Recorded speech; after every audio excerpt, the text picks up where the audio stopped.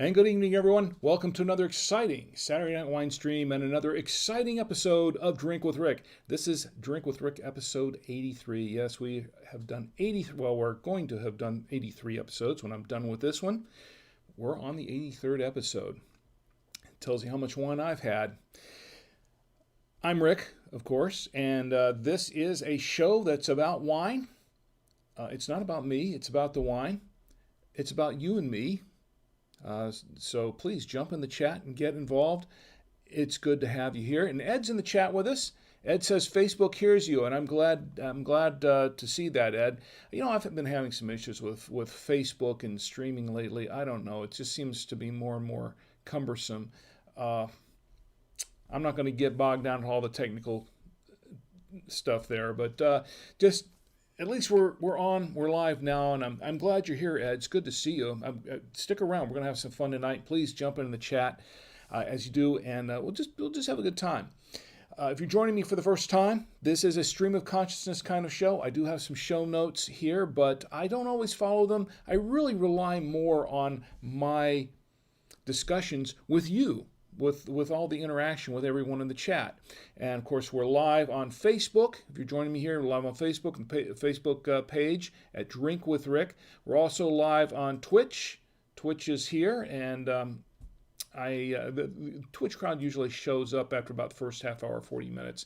We're live on YouTube, of course, and there are some people that go in and lurk on YouTube. They don't always get into the chat. They do lurk a lot. And we're live on Twitter. For what that's worth. I'm not sure how long I'm going to keep doing it on Twitter, because it's just, it seems like it's more trouble than it's worth sometimes trying to get things through Periscope and up on Twitter. It wasn't behaving for me tonight very well, so I can see it on my Twitter feed. So if you want to see it on Twitter, you can watch live at Drink with Rick on Twitter. On Twitch or YouTube, it's Drink with Rick, of course. And on Twitch, it's at Drink with Rick. It's Drink with Rick 1, the number 1, Drink with Rick, the number 1. So you can join me live in the chat there. Also, of course, you can go to the website, live on the website at drinkwithrick.com. There's the website address there, drinkwithrick.com, and you can see it live. If you click on the post for that live video feed, you can comment in the comments box below that, and I will respond in time. There may be a little bit of a delay because I can't see all the comments right now on my website, but I'm going to get to the point where I can get a live chat going up there as well. It just takes some time, like everything else. It just takes a little bit of time.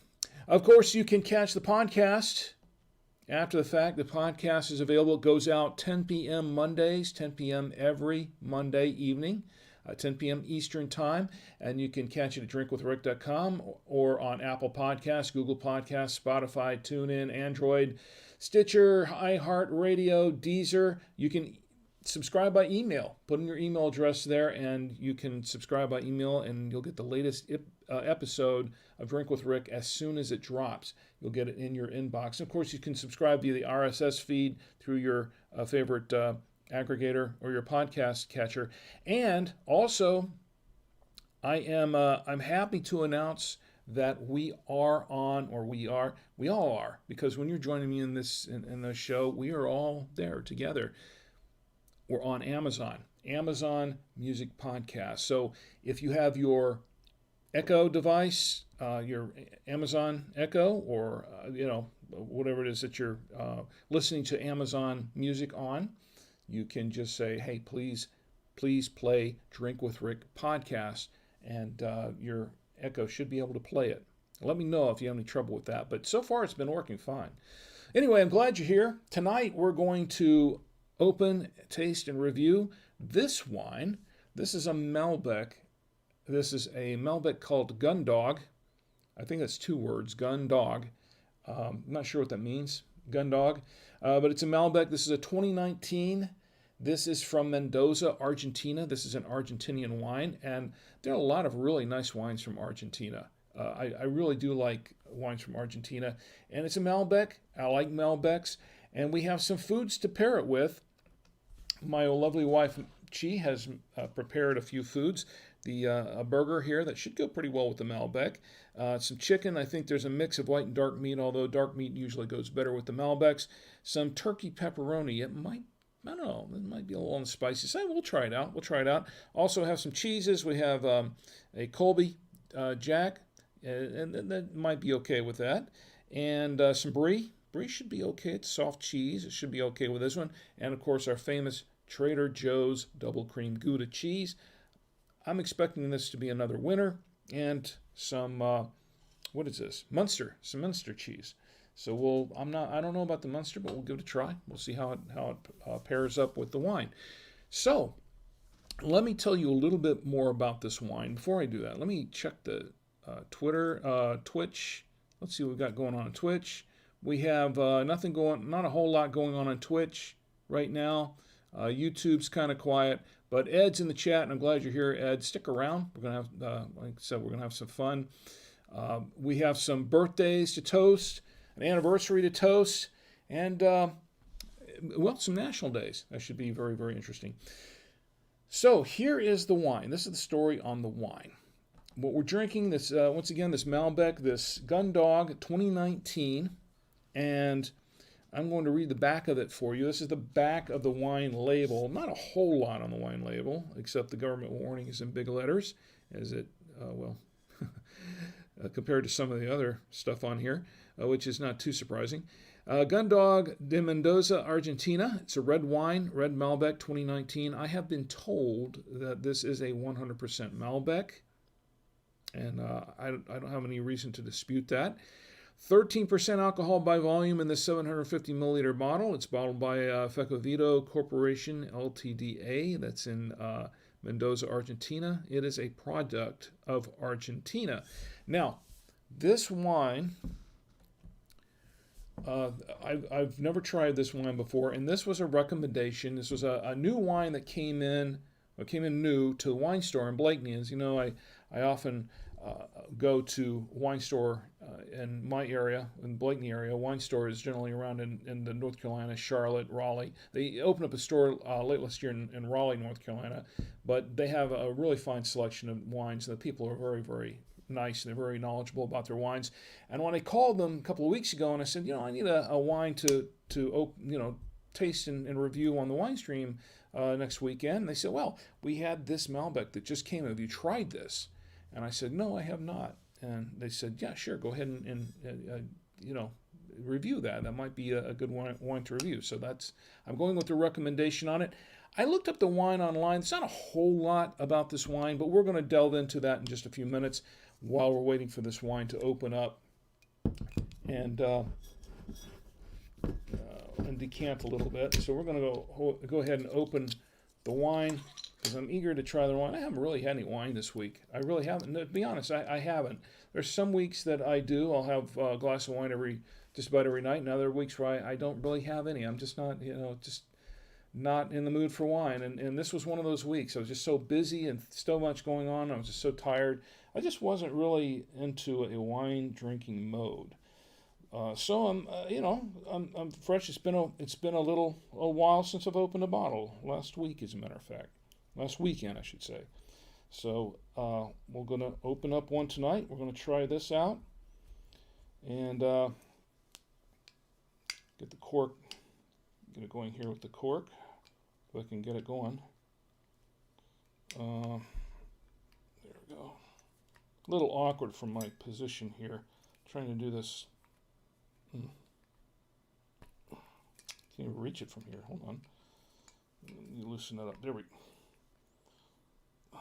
Looks like I've got another corkscrew that's kind of giving out on me here a little bit.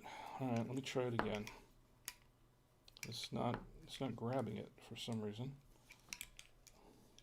Well, that's embarrassing. There we go. I've opened a lot of bottles of wine, folks. That was a little unusual and awkward, I should say. All right, so the wine is open. The wine is open, and I have, of course, my trusty Veneto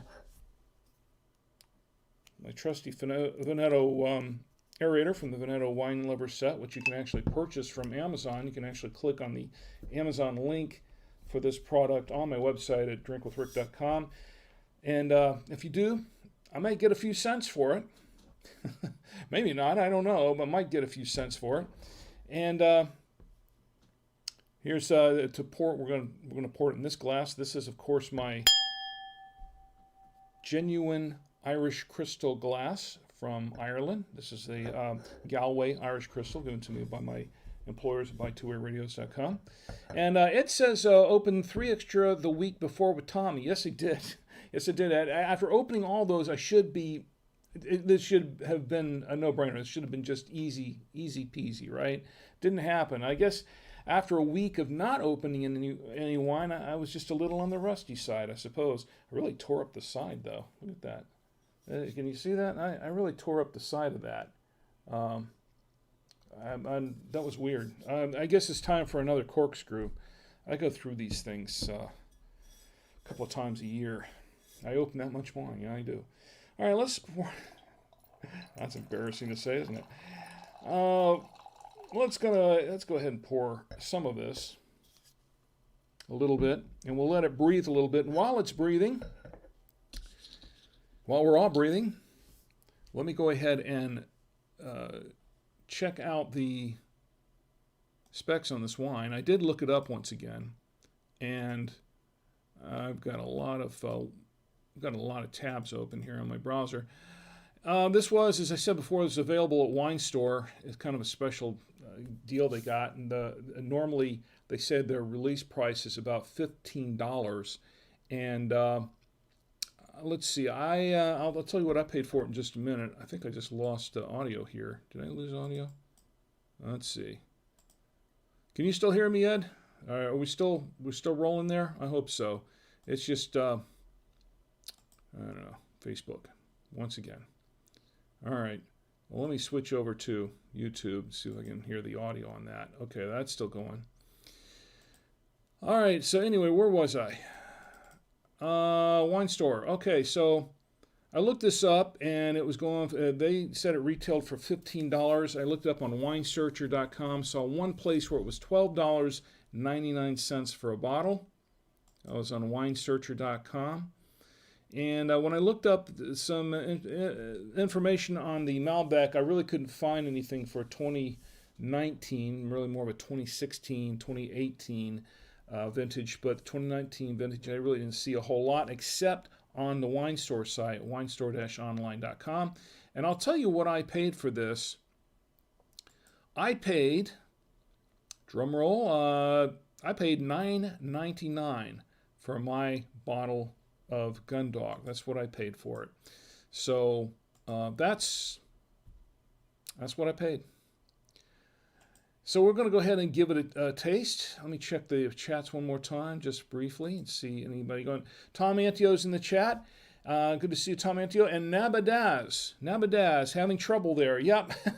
Brew243 says, good evening, Rick, and good evening right back at you. It's good to see you there, Brew243. And Nabadaz, good to see you in the chat as well. Please stick around. We're going to taste the wine, and we're just going to have some fun.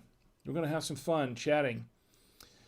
Let's see, where were we on the Malbec? Okay, so I'm going to give this a little bit of a whiff. Let's see what we got here. Okay, right away, some cherry. Kind of smells a little bit like black cherry. And let's see, can't really tell much of anything else here, just mostly the cherry.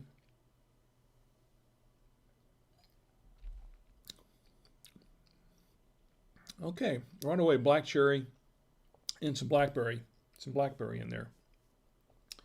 And little hint of plum, I think.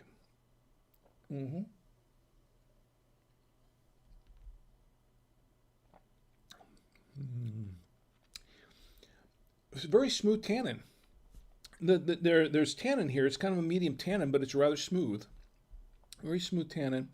It's fairly dry. It's actually fairly dry, and it's a little acidic, but it's not real acidic. It's just kind of medium acidity, I think, on this. Let me pour a little bit more. Give it another try.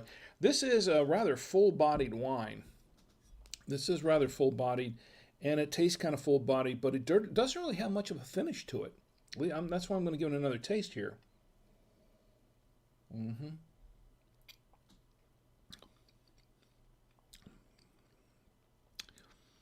Yeah, still the black cherry in the blackberry, but a hint of smoke, not much hint of smoke, but and a little bit of black pepper. But it really doesn't have. It's kind of hard to tell at the end because it really doesn't have much of a finish to it. It just kind of goes down, and it's just a very very quick finish to it. It's not a very lingering finish. Mm. Yeah, it's not a lingering finish at all, and which is interesting because this is such a full-bodied wine. I would have expected a longer finish on it just because of how bold it looks, but it really doesn't. It really doesn't, in my opinion, anyway. At least from what I've tasted, it doesn't seem to. Um, Let me go back to and check Facebook just a minute again because I'm a little concerned. Yeah, it went down. So Ed, so you're still seeing the video, Ed. You say yeah, but you can still see the video and hear me fine. I can't. It just cut out on me here on Facebook. So I don't know what's going on with that. So if you can be my eyes and ears, that's much appreciated. I really appreciate it. Let me know if something happens and it does go down because I can't see a thing on Facebook right now, which is very interesting.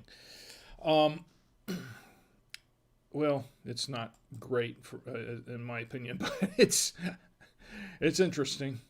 It would be Facebook. So we will pair it with some food here in just a moment. In fact, let me go ahead and give it a little bit of water here, so my palate, that is, a little bit of water. Okay, I got a little water on the palate. Clear that out just a little bit. And we'll give it a tasting. We'll try it with the burger first, as I usually do. Try it with the burger. Pour a little more wine. This is a good burger, too. My wife brought this up to me just before the show started. She had everything all ready. She's amazing. She really is. Did a fine job on the burger, too. She made it just for the show. The burger. She was downstairs. She did this just before the show. Mm. Mm.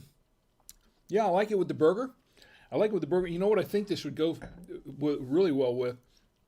If you had a good burger packed with, say, some a nice cheddar and lettuce, tomato, some onions, and you could. I would say not grilled onions, but just raw onions, and then you could grill them if you want, I guess. And I would say a little bit of mayo, and I think that would be a really nice burger to go with this. As a matter of fact, I've got such a burger right here. Yeah, I had to do the hamburger. Haven't done the hamburger in a while, folks. I have not shown the hamburger picture in a while, but yeah, my favorite hamburger, one that I had some eons ago, that was just absolutely awesome. Our own burgers, one that my wife Chi made. It would go perfect with this burger. Actually, I think if you added some mushroom to it, I think it would actually even enhance it a little bit more, even more. Just my opinion, but I think that might go pretty well with this wine. Mm. Let me clear the palate again, and we will try it with this chicken.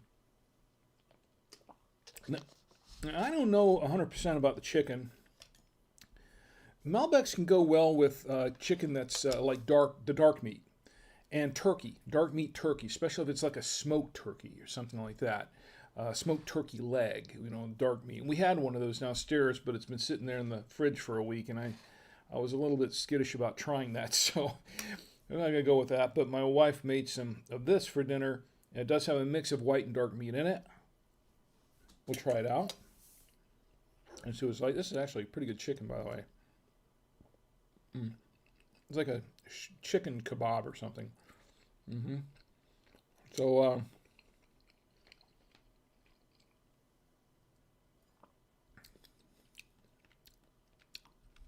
Actually, that's not too bad. That's not too bad. It's grilled chicken, mix of white and dark meat, the grilled chicken, and it's actually not too bad with this wine.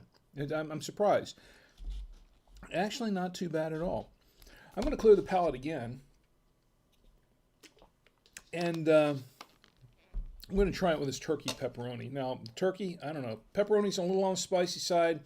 With a spicier food, you want something that's pretty bold, a lot of tannin, and a longer finish to it. This one doesn't really have a lot of finish to it.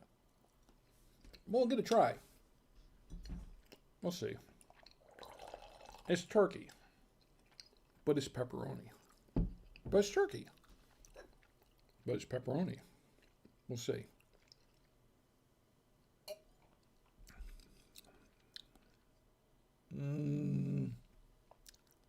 I don't think so. Not that great. I was not impressed with that. Not impressed with that. I said, yeah, in theory, but yeah, no, I didn't like that pairing much at all. Okay. We're going to go to the cheeses next, but first, before we do that, let me go back to the chat. I've been sitting on the Twitch chat, a little bit quiet here. Navadez, are you drinking anything? What are you drinking? Tell me what you're drinking, or what you're not drinking, or what you'd like to be drinking, or what you'd like to see me drinking, and if I can afford a bottle of it, I'll see if I can try it and drink it too. Brew 243, I take it that we're talking about beer here. Brew 243. Tell me what you're drinking tonight. I'd like to know. And let me see what's going on. Ed says, see and hear okay. Well, I'm glad to hear that. That's a big relief, Ed. I'm glad you can. Benny's in the chat, my sister-in-law, Benny. Benny says, hello, Rick. Hello, Benny. It's great to see you. I'm glad you're here. I'm glad you're here. Please stick around and tell me how you're doing as well. Please. I hope everyone's doing all right there and everyone's staying safe from COVID. Just fact for you, too, is in the chat, and he says, Coke, son. Oh, you're drinking a Coke? Nothing wrong with that. Nothing wrong with that at all. I'm glad you're here. Coke, I don't do soft drinks anymore. I can't really do the soft drinks anymore. I used to drink a Coke occasionally, and old Dr. Pepper, and I had my favorites. Little Mountain Dew every once in a while, Dr. Pepper, and Mr. Pibb back in the day, and Cheerwine. I love Cheerwine, but I can't really drink any of that much anymore. I try to stay away from that too much. It's kind of trying to hold down my weight and kind of keep my health, a little bit. The soft drinks, I don't know. I can't say that they're all that healthy, but too much of anything is not healthy for you, right? And of course, the wine in moderation, that's important. Wine has a lot of health benefits, but that is in moderation, as long as it's in moderation. Too much of anything is not a good thing, right?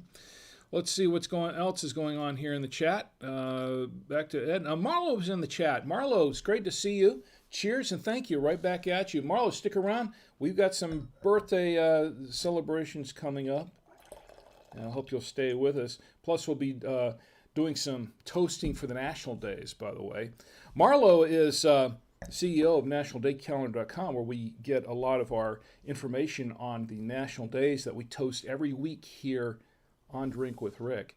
And we've given away a couple calendars in the past. We're going to give away some more. I think you've got the 2021 calendar is out now, right? We're going to see if we can get a hold of some of those and maybe give a couple of those away on Drink with Rick for the holidays. And that would be pretty cool. So let's go ahead and try the cheeses. I did say we were going to try it with the cheeses. I really would like to try it with the Munster first, because to be honest, I have not. I don't know, Malbec and a Munster. What do you guys think? Munster and Malbec. It's a softer cheese. And Malbecs go good generally with some softer cheeses. It's not a real soft cheese, but it's softer than some of the others. I mean, it's not like it's a really hard cheese.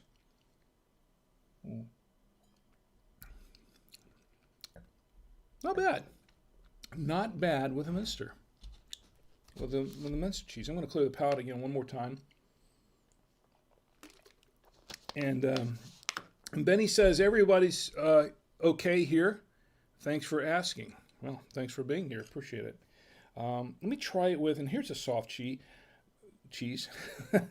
It's a brie, a soft cheese. This is the brie. Well, let's see. The brie from Trader Joe's. Pour a little bit more of this wine. And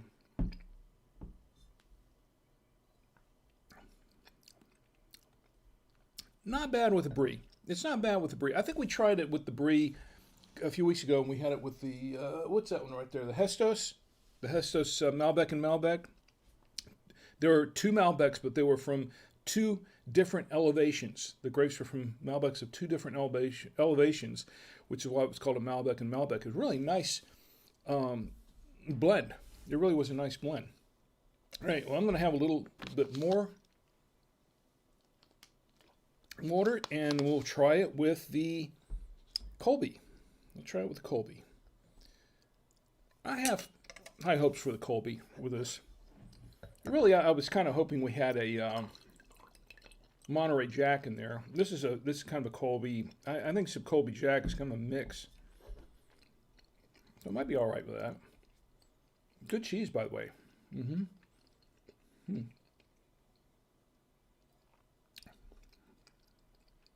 Not bad. Not bad. Pretty decent. Pretty decent. Okay.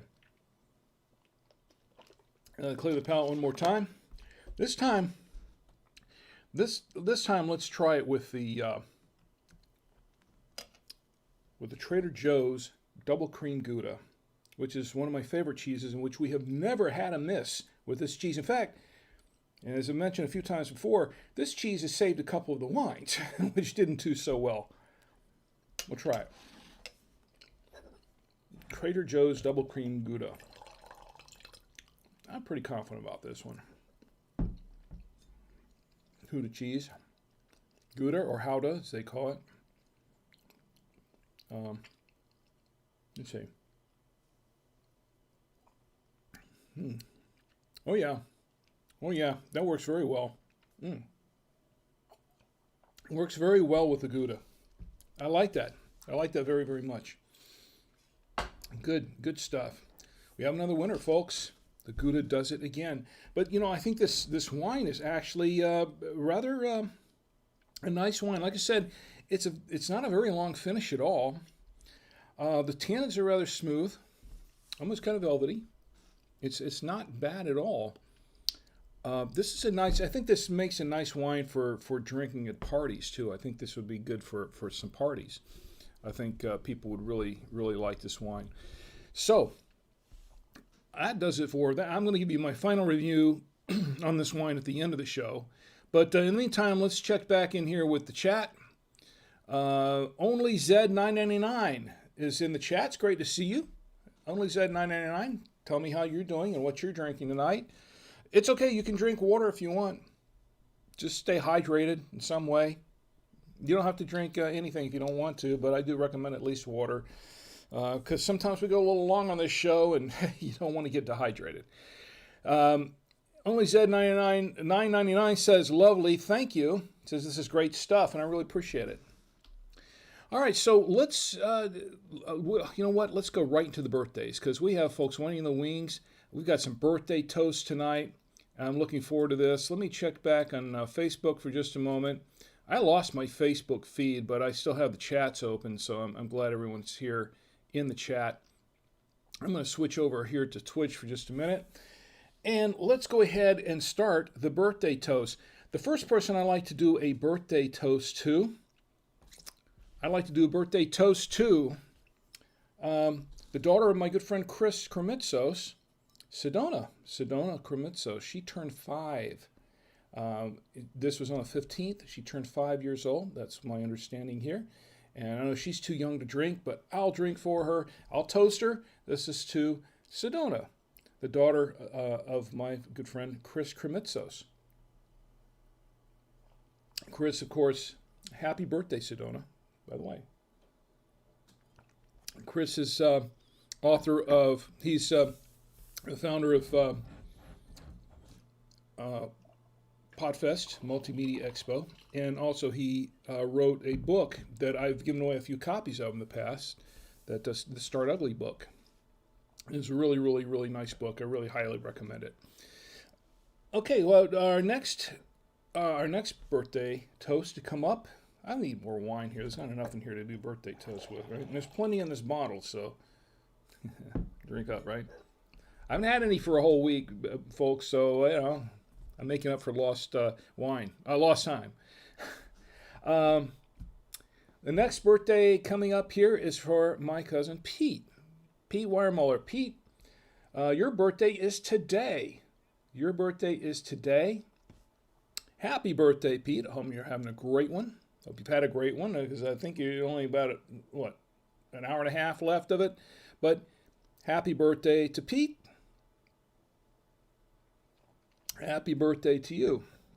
And I don't know if he's often in the chats on Facebook. I don't know if he's with us at the moment, but let me check and see.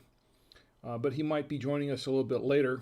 I know sometimes he pops in and out later on. But Pete, here's to you once again.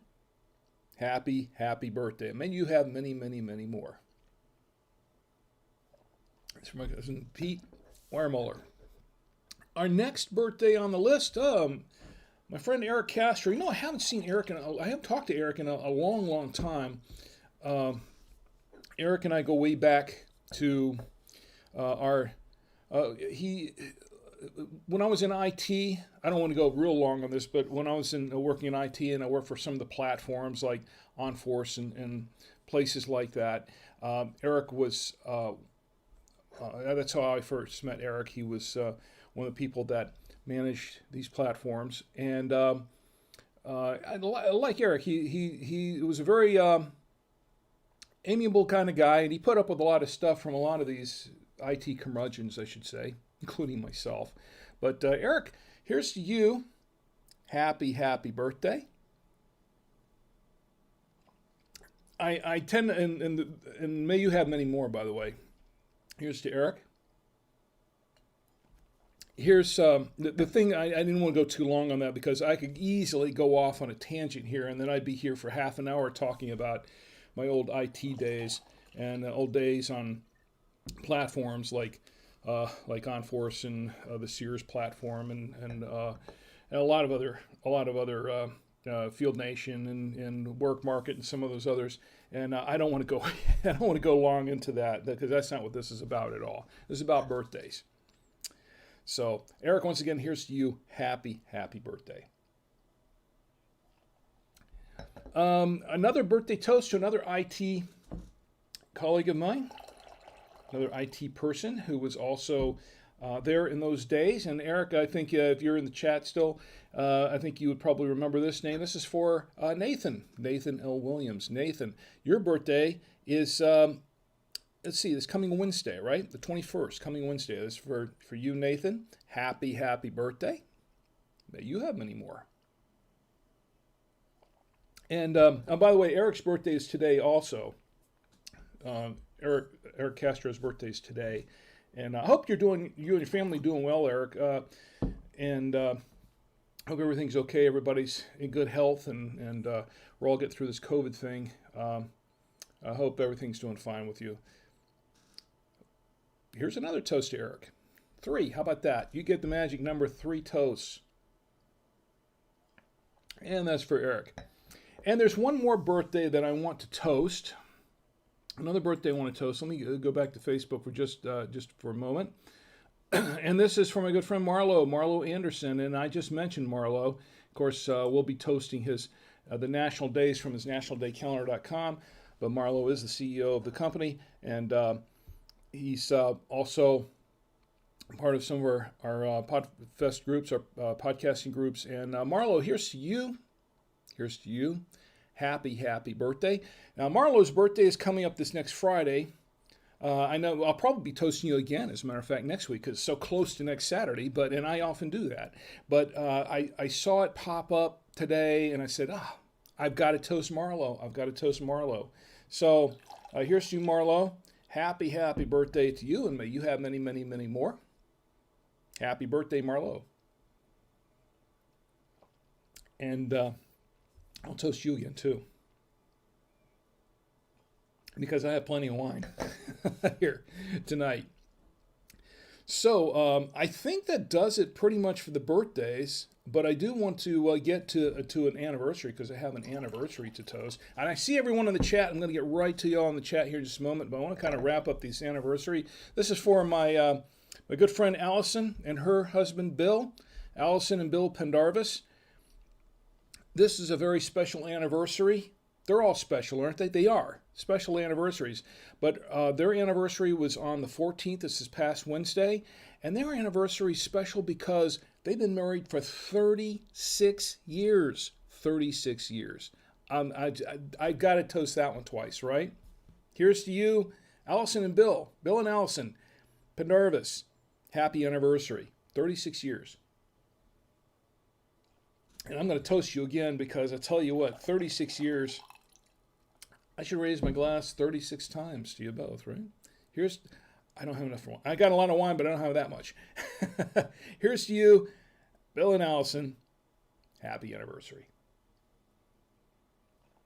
It's great. It's great. I love anniversary toasts. I really do. So I think that does it for the birthdays and the anniversaries for now. Once again, we're drinking. What we're drinking here this is called a Gundog. This is a Gundog Malbec 2019. I purchased it at Winestore, my local wine store in North Carolina. Winestore-online.com is where I got it from. Not a bad wine. It's not a bad wine at all. I like this Malbec. Of course, I like Malbecs in general, but I do like this one. And it's gone pretty well with most everything I paired it with, except maybe not so much the turkey pepperoni, but no big surprise there. I'm not surprised with that. So, let's get back to the chats for just a moment. And we'll get back to the chat, the Facebook chat. Benny, I'm glad everybody's doing fine there, Benny. And things are really, really busy here on Twitch. What do we have here? It looks like we have a, do we have a raid here? Wow, Platinum Warpster. That Square guy. Wow, that Square guy is raiding with a party of 26. Wow, that Square guy. That's really, really awesome. I don't deserve. I'm humbled. I'm humbled. Really am. I really do appreciate it. But I am genuinely humbled. And we have folks in here from the Square raid. Platinum Warpster's here. Good to see you, Platinum Warpster. And KM Bread, Square raid. Wow, Moondog 23 is in the chat. I think I've seen you in here before, haven't I? Corn Curls is in the chat. Harry Styles' wife also, and an old story. Wow, Beast on Gaming. I got to catch everybody here, right? Darcy Stardust. I think Darcy Stardust has been here before too, right? It sounds familiar. Darcy Stardust here in the chat. Or have I seen you on a Square Guys chat? May have been both. Because I have visited that Square guy on numerous occasions. I do watch his streams. Harry Styles' wife, yeah, Moondog 23. That Square guy says he might take a while to see it, everyone. Yeah, well, it's because I was busy doing all the toasts. Adrian FN, welcome to the chat. And let's see who else we have here. Wow, a lot of folks here in the raid. I really appreciate that Square guy. Dorg Noodle's in the chat. Happy anniversary, Dorg Noodle. It's good to see you. It's been a little while. Dork Noodle's in the chat there, and who else we have? We have the chat's crawling by pretty quick. Sorry if I missed anybody. I apologize, but that Square guy says, Rick, you deserve it. I've wanted to raid you since the first time I saw your stream. I can't say that I deserve anything really, but that's really awesome of you, and I'm humble. I'm truly humbled by that. That's very kind of you. That's very kind of you. I'm truly humbled. I tell you what, let me give a toast to that Square guy, and for all the folks who've rated me in the chat tonight. This is a special toast just for you. Hey, the fireworks are going back up.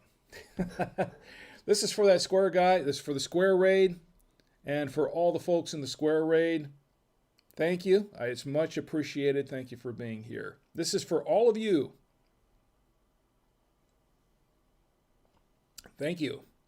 You know what? I'm going to toast you again. I'm going to toast all of you again. I don't have enough wine to toast each one of you individually. I apologize for that. I don't think I have enough stamina to do that anyway. But hey, here's to you. So happy. Well, thanks for joining me. Thanks for joining me. I really, really do appreciate it. So, let's see. Beast on Gaming. I'm glad to see you, Beast on Gaming. We have arrived. And Dork Noodle says, yes. Darcy Stardust, I've been here before. I'm that Square Guy's fiance. Yes, I do remember you. Darcy Stardust, it's good to see you. It's good to see you. By the way, I really enjoy your cooking videos that you guys do, and the Lego videos, all that stuff. That Square Guy, that Darcy, I can't talk anymore. Boy, I'm really going through this bottom, aren't I? Darcy Stardust and that Square Guy, they are betrothed, and let me know when the big date is, because I'll definitely toast you then. I will definitely toast you then. But they do Lego videos. They do some gaming videos on Twitch. They do some Lego videos, which I really enjoy watching those. And also, they do some cooking videos that I also enjoy watching. And some of them make me salivate quite a bit, because some of the things they bake, I just, wow. I'm not supposed to be eating any of that. And it's bad enough that my wife, she's a treasure, and she's always baking something. The other day she baked some pumpkin bread, and I did steal a little piece while I was at work. I did have a little piece of the pumpkin bread, but it was just a little bit of it, and I'm hoping that's not going to really hurt me.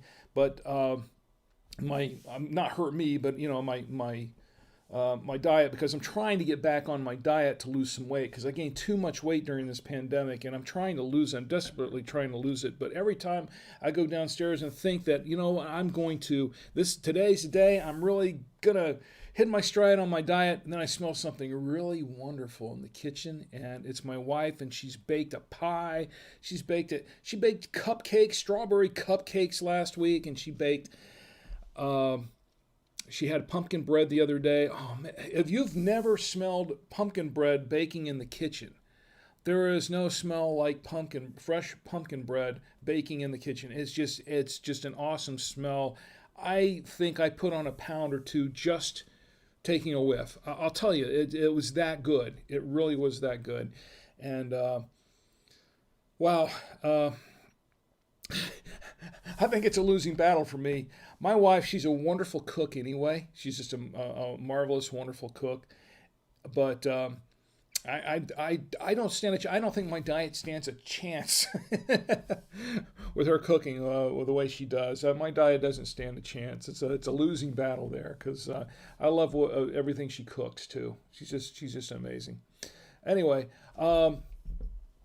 so. Well, that Square Guy says, it's okay, we didn't mind waiting. Well, I really appreciate it. He says, you're absolutely one of my favorite streamers, Rick. I did a short stream earlier that I usually would specifically so we could raid you. You did? I mean, you really?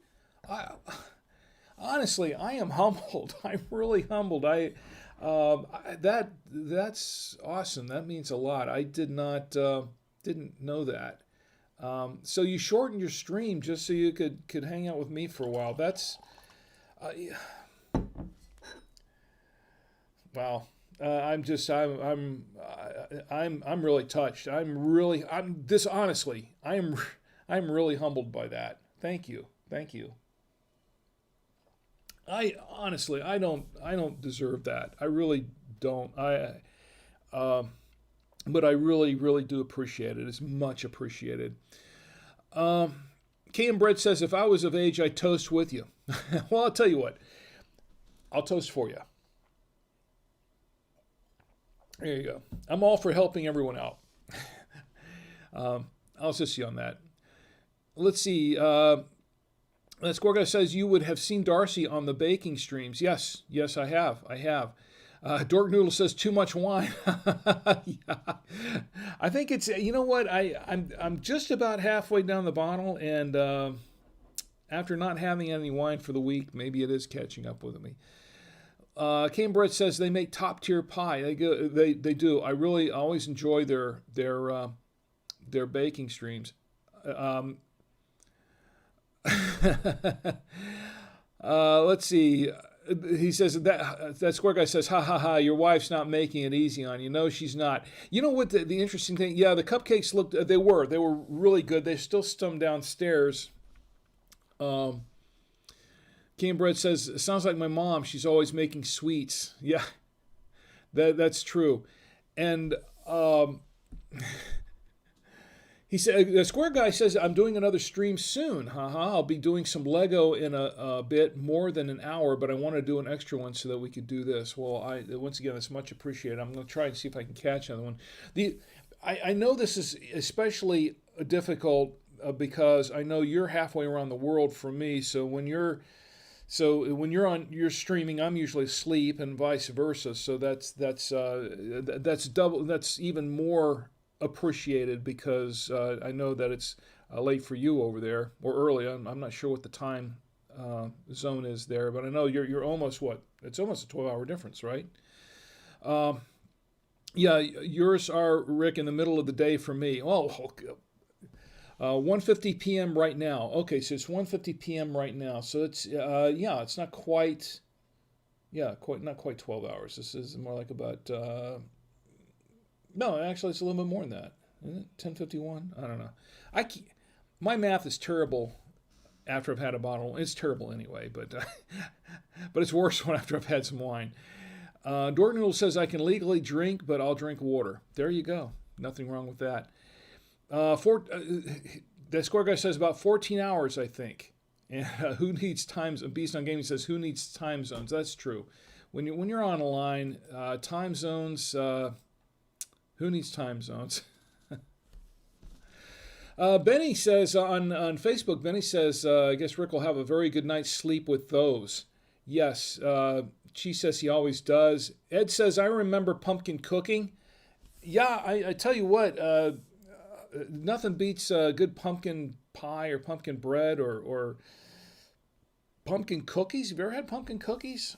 I've had those. They're good. As a matter of fact, I think she made those before. They were really, really good.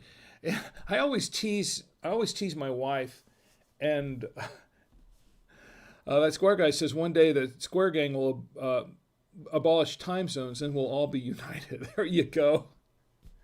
We're about to have a time change in a couple of weeks, as a matter of fact. I'm actually going to talk about that in a little bit, and I really don't have much to talk about tonight. So let's just go with the chats here. I'm good with that.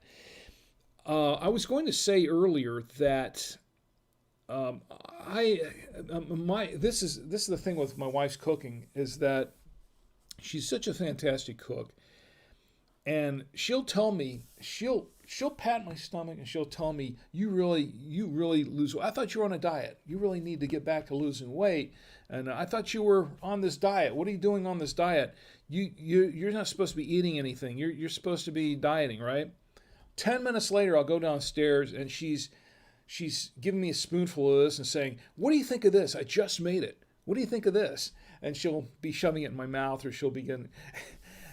And I love her dearly, but I have to say, "Honey, you're not helping." You're not helping.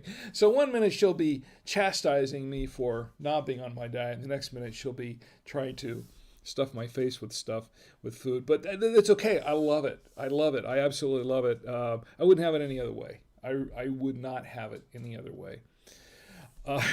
Beast on Gaming says you could just start a timer right now and base all the official time off how long it's been since the timer started. Easy. Well, that's a concept, and you know what? That might, after a couple more glasses of that, of this wine, I think that will probably make a heck of a lot more sense. Start a timer right now and base all the official time on, yeah, okay. Things like that make a lot more sense to me after I've had a couple of glasses. Then it's like, I can see it's crystal clear. Dortnell says that makes it difficult, but it comes from a place of love, so that's nice. Yes, it is. It really does make it more difficult, but that's true. It's true. Um, so Ed says, I remember pumpkin cooking. And Ed, I'm sure you remember our days working in the bakery at Disney. A lot of stories there. Here's the thing about Disney. I know here's a Disney story, and I know some of you guys really like my stories from my Disney days. And Ed is a good friend of mine from way back in our Disney days. We worked at Disney together. And I think he just recently retired, as a matter of fact, from Disney. Um, and Ed and I started off working this. Really, honestly, when I started working at Disney, it was '77. I was in the summer of my junior year in high school, summer after the junior year, just before I was starting my senior year. And I started in the summer, started part time, and then I went full time not too long after that, just before I was graduated from high school.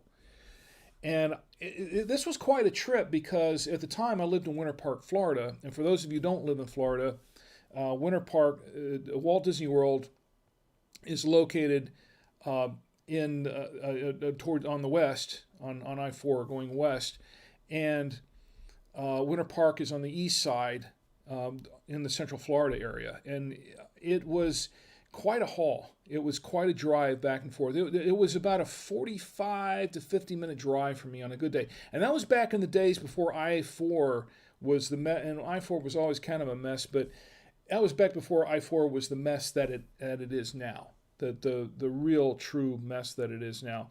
But back in those days, we worked. When I first started working, I started working in the cone shop. This was the board and cone shop in the Walt Disney. Well, at the time, it was called the Walt Disney World Village. It changed names a number of times. Walt Disney World Marketplace, Disney Marketplace. It's changed names so many times over the years. But we started in the Walt Disney World. It used to be called Lake Buena Vista Village. When Ed and I first started working there, it was a Lake Buena Vista Village, and then it became the Walt Disney World Village.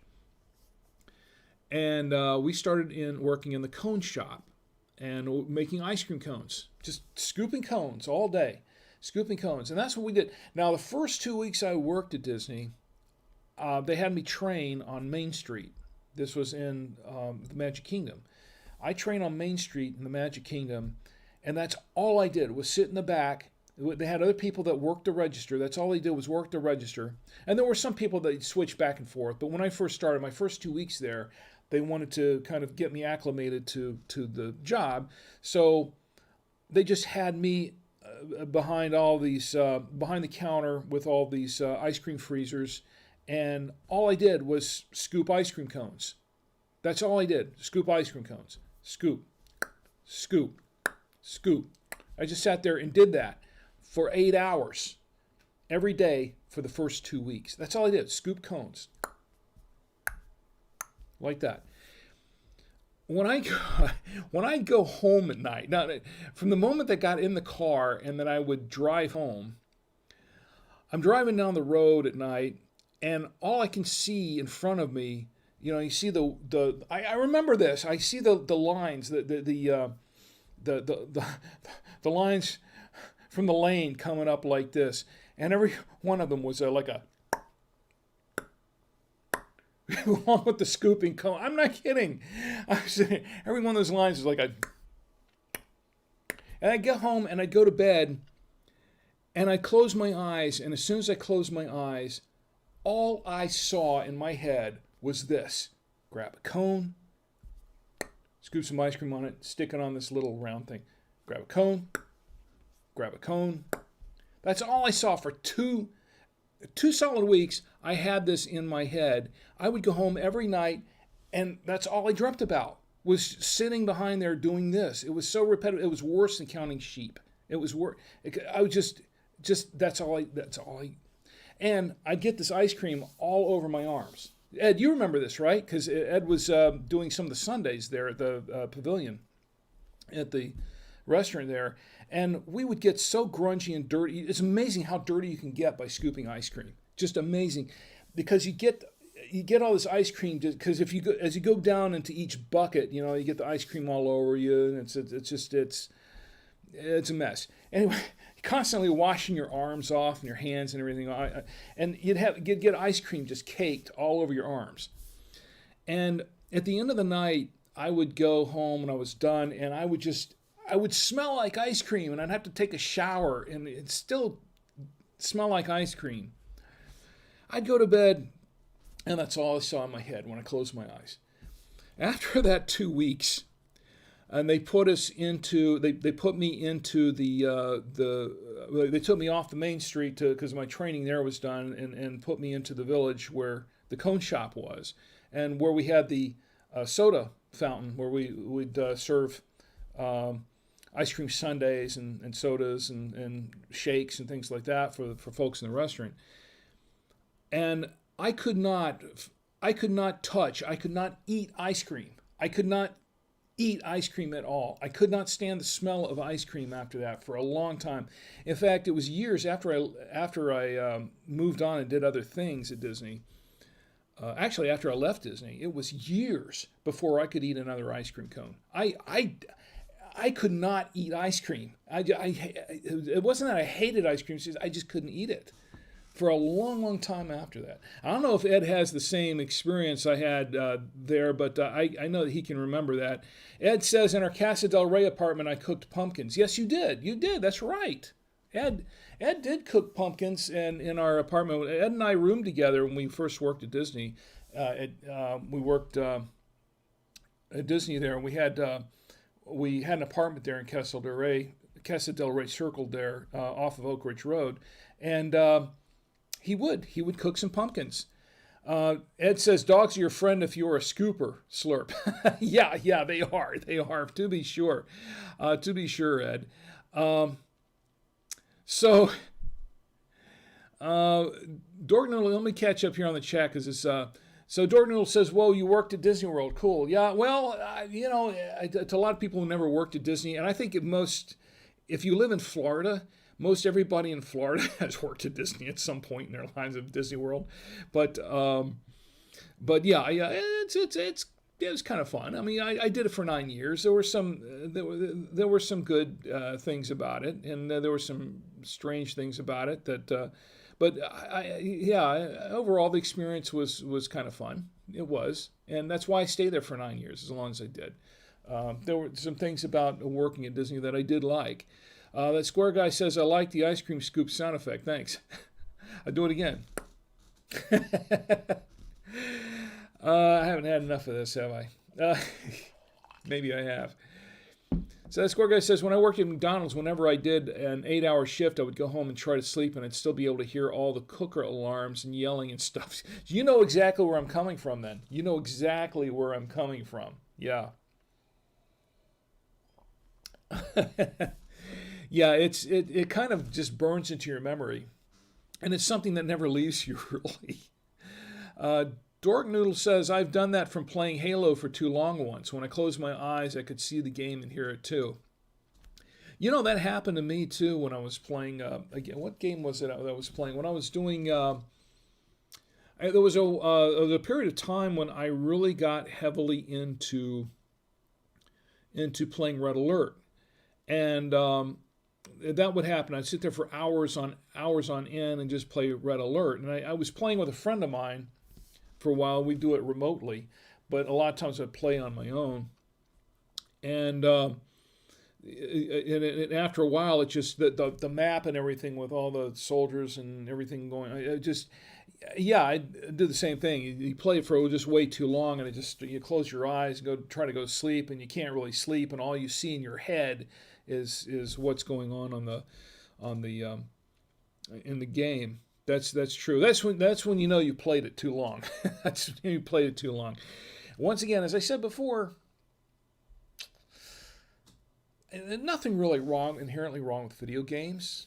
It's once again, it's a matter of, it's just like the wine. It's moderation. You know, you kind of know your limits, and you kind of stick to it, and you have a healthy, you stick with a healthy regimen of that sort of thing. You know, a healthy balance of all that stuff, and that's what keeps you sane. Cambridge says, I'd be like if someone took away your square. Oh, okay. A lot of people, that score guy says, a lot of people experience the same phenomenon with Tetris, the Tetris effect. Yes, the Tetris effect is real, and that is it's a video game effect. I've played Tetris quite a bit, and it's in my younger days, and yes, it is the Tetris effect. A lot of people said they would see Guitar Hero notes coming down the road towards them when driving too. Beast on Gaming says, to be honest, that happens every night with whatever song was in my head that day. Last night it was the house building song from Red Dead Redemption 2. Yeah, like that score guy says, always in moderation. You know, you ever... Beast on Gaming says, oh, come on now, man, I'm going to have Tetris in my head. That happened to me with Qbert, too. When I'm back in my Commodore days, when I used to play games on my Commodore 64, and I got Qbert, Qbert had been out in the arcades for quite a while, and I loved Qbert. I was playing Qbert in the arcade games, and when it finally came out on the Commodore 64, I was like, I had to have that game. I had to have it at home. I was really pretty much addicted to that game for a while. And so I had Qbert, and I played that game for hours on end. And now it's like one day I was just, I remember playing it and playing it for just hours. And then I tried to go to bed, and it was really late. It was early in the morning. I looked up, and and I'm trying to go to sleep, closing my eyes. There's still Qbert, and I can still hear the Qbert noises, you know, especially when he falls, and I thought that was kind of cute, you know. But the thing about that game is that after that night, I couldn't ever play Qbert anymore. It was like after that night, I was done with Qbert. I guess I was just sort of Qberted out. I couldn't do it anymore. I got to burn out on it, and then I just couldn't play that game anymore. And then it sat on the shelf until I sold it or gave it away or whatever it is I did. I don't remember what now. I think that Commodore 64 was one that went out on me, and I wound up smashing it up just for fun. It's just because I could. It was a dead C64, but. Yeah, there's a story behind that too. I don't think I'm going to tell that story tonight, but there's a story behind that. Anyway, remind me another time. I'll tell you that story. How I busted up my Commodore 64. I mean, in little bitty pieces. I'll tell you that story another time. That'll keep you coming back. Let's see. That score guy says, oh man, how good is Qbert? I have that on my Atari 2600. I think it's cool that you have an Atari 2600. That's pretty cool. You know, I never had an Atari, and my first computer was a Commodore PET, and I had that when I was living with Ed, when Ed and I were roommates, and I'd gotten my first Commodore PET computer.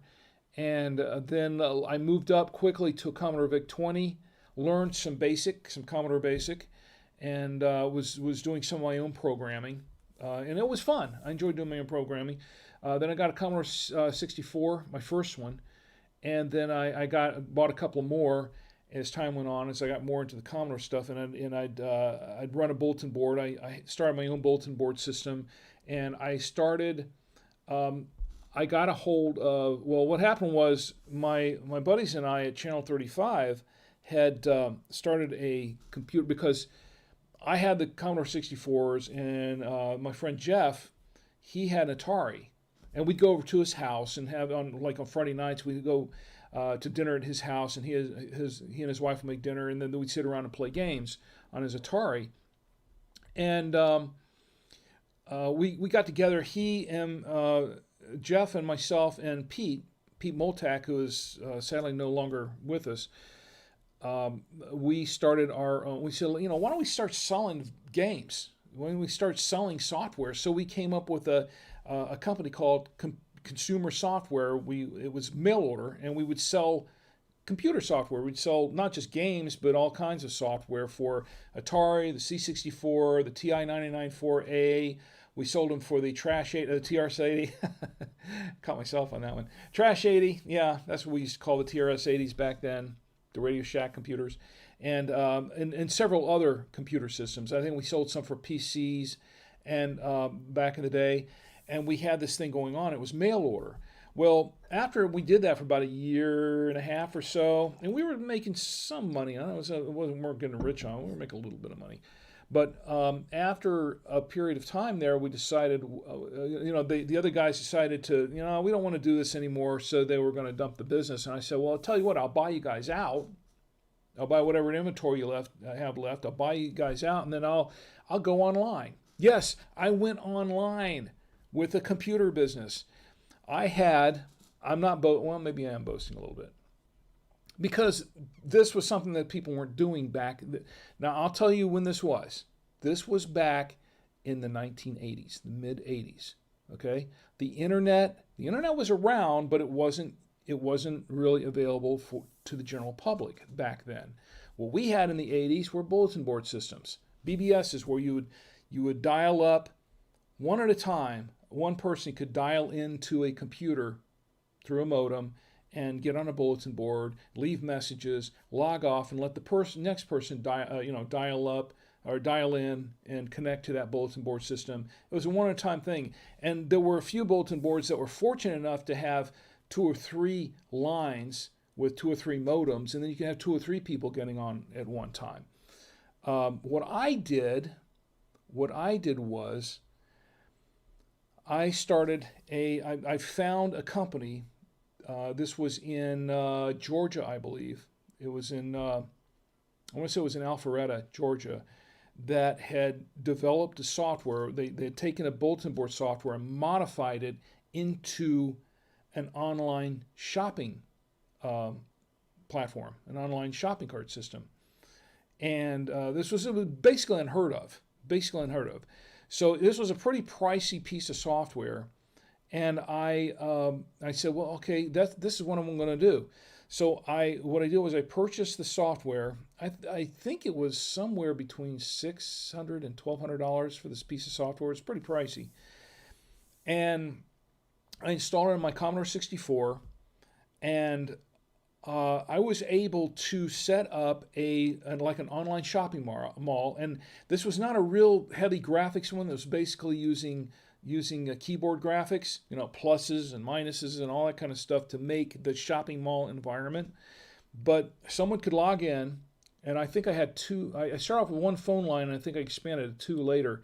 But somebody would dial in their modem, dial in, log in. They get to stay on the shopping mall for a period of time, and they could actually purchase software in the shopping mall. I had several different virtual stores in this little shopping mall where I had different kinds of software for different kinds of computers, and they could actually purchase software online, dial-up on this bulletin board system. And I called it this was Zeta Software is what I called it, Zeta Software. And there's a little backstory to that too, why I called it that, but I don't know if I'm going to go into that tonight. But Zeta Software, and that was what I did this for a year.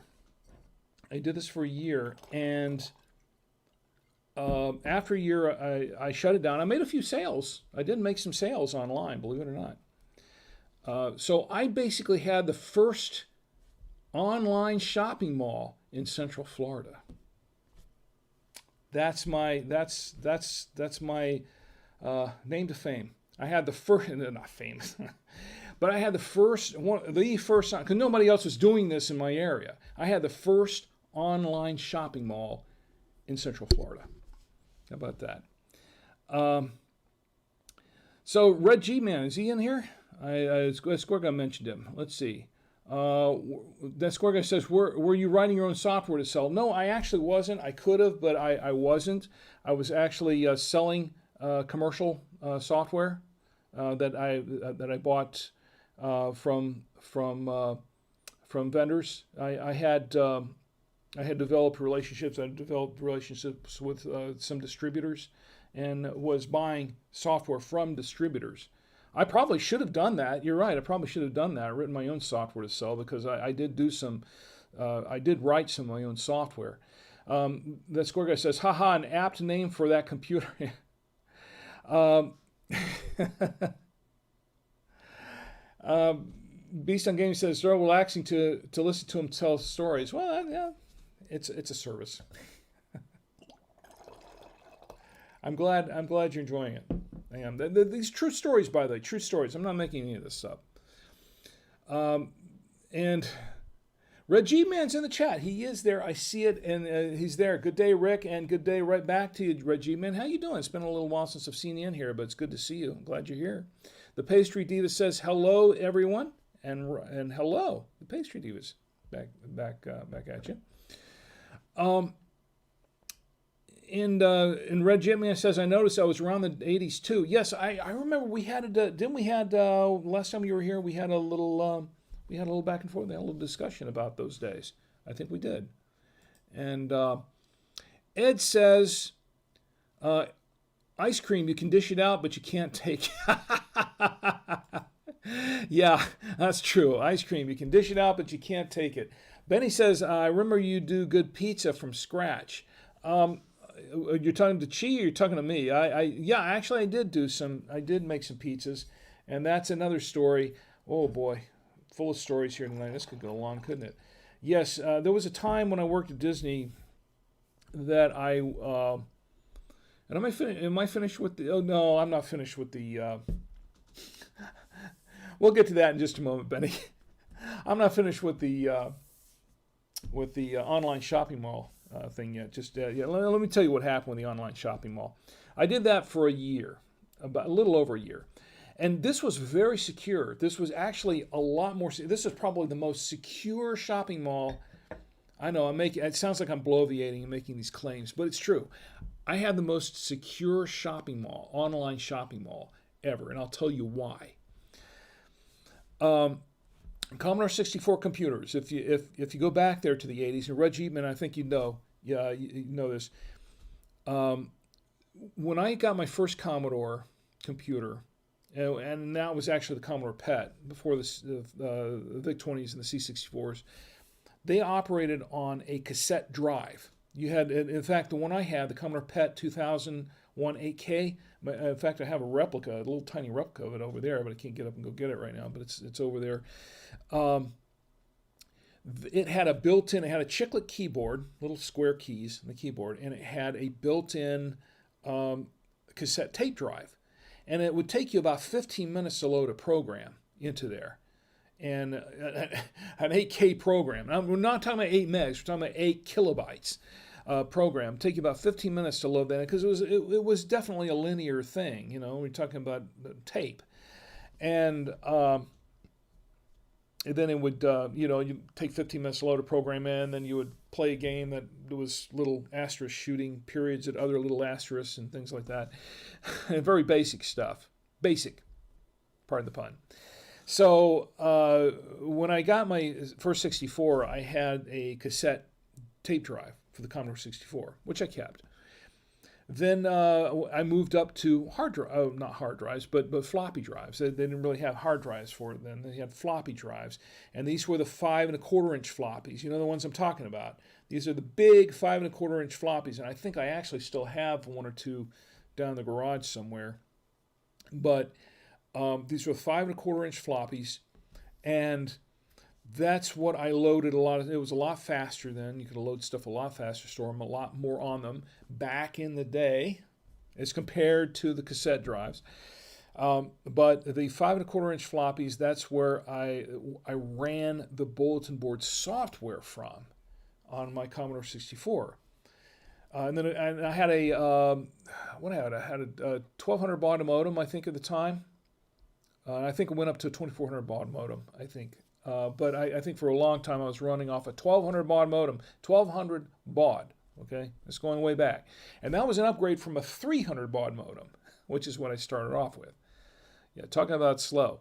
So so I had a 1200 baud modem, and then I think I upgraded to a 2400 baud modem at some point. But I ran the software, the bulletin board software, off the floppy drive and the C64 computer, which stayed on 24/7. And there was at first one phone line coming through. I think maybe later I went to two. I don't remember. I think, but I generally had one phone line coming through, so only one person could call in at a time. Well, the thing is, I took credit cards. I accepted credit cards, which I could process because I had a manual processing machine for credit card processing that I had to do manually.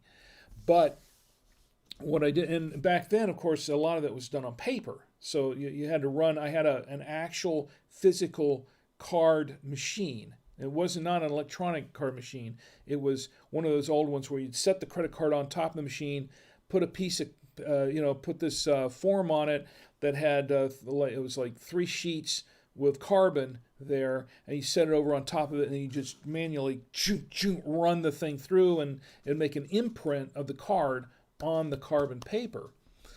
And that's how I processed credit cards. Well, the way that I picked up and stored the credit card information was through the cassette drive, because the way the software was set up, it was set up so that you could securely, instead of having it on the floppy drive, it would store the credit card information directly on the cassette tape drive, which there was no way that anybody could get into my computer back in that day especially. There was no way they could, if somebody wanted to hack in and dial in and try to hack their way into my computer, and there were ways of doing it back then even, but if you ever seen War Games, but there was no way for anybody to dial in and hack into my computer and get the credit card information because it was stored on the cassette tape drive, on cassette tape, linear tape that would run around. There's no way they could actually manipulate that. There's nothing they could do. So it was the most secure way of storing credit card information. Maybe we should get back to that sort of thing. I don't know. That would be retro, but it'd be a lot more secure, wouldn't it? But I did that for a year. And Dork Noodle says, I didn't know there were floppy disks that big. Well, there were floppy disks bigger than that. There were 8-inch floppy disks at one point, I think. There were some really big ones. They went down to 5 1/4, and then they went down to 3.5 inch, which are the floppies that I think most people are familiar with. Red Jeepman says, tell the younger folk why they were called floppy disks, Rick, because they were floppy disks because you could literally flop them around. They were very, very flexible, very loose. They were these big. They were essentially these huge magnetic plastic discs in there inside a little sleeve, a little protective sleeve, and it had an opening at the top. I wish I had one sitting here to show you. I've got a couple down. I think I got a couple downstairs somewhere. But these things were so big, you could sit there and wave them like that, and they would flop around. They were literally floppy discs. That's why they were called floppy disks. You flop them around. Pastry Diva says, I still have my floppy disk from grade 5. I wonder what's on it. Nathaniel Bumpu says in the chat, good to see you in the chat, Nathaniel Bumpu. He says a lot of new credit cards don't even have the raised numbers to be able to do that anymore. That's true.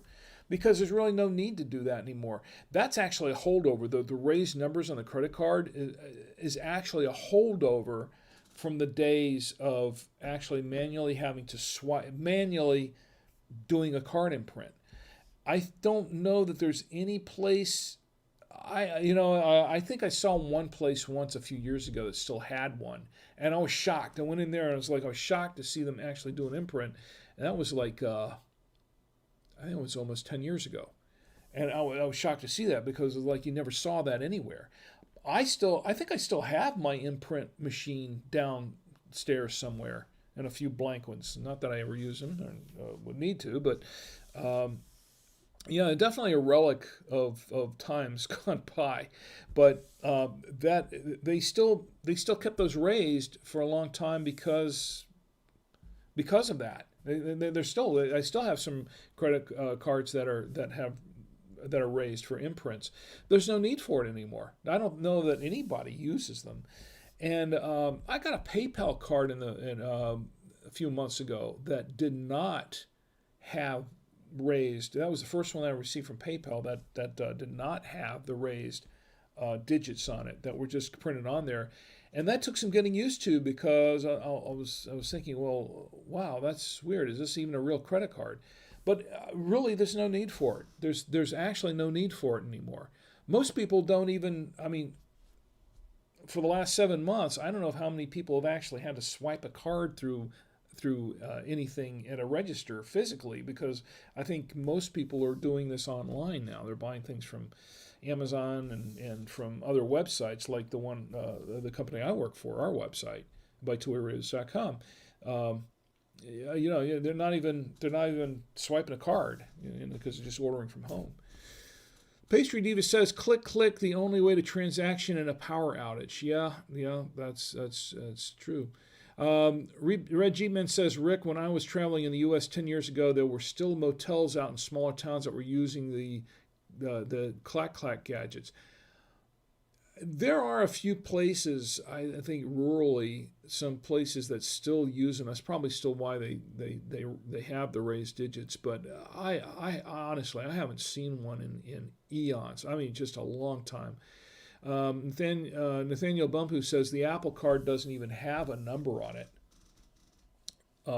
It's all, a lot of that is going all, it is. It's true. Let me check the chat here. Sherrod's in the chat. Sherrod, it's great to see you. Is that Sherrod and Kathy, or Kathy, or Sherrod, or both of you? Sherrod says, you look real happy, Cousin Rick, says Kathy. Oh, so it is Kathy. Well, Kathy, thank you very much. I'm glad you're here, by the way. I'm much more happier because you're here with me. That makes me even happier. And I'm not being, honestly, I mean that sincerely.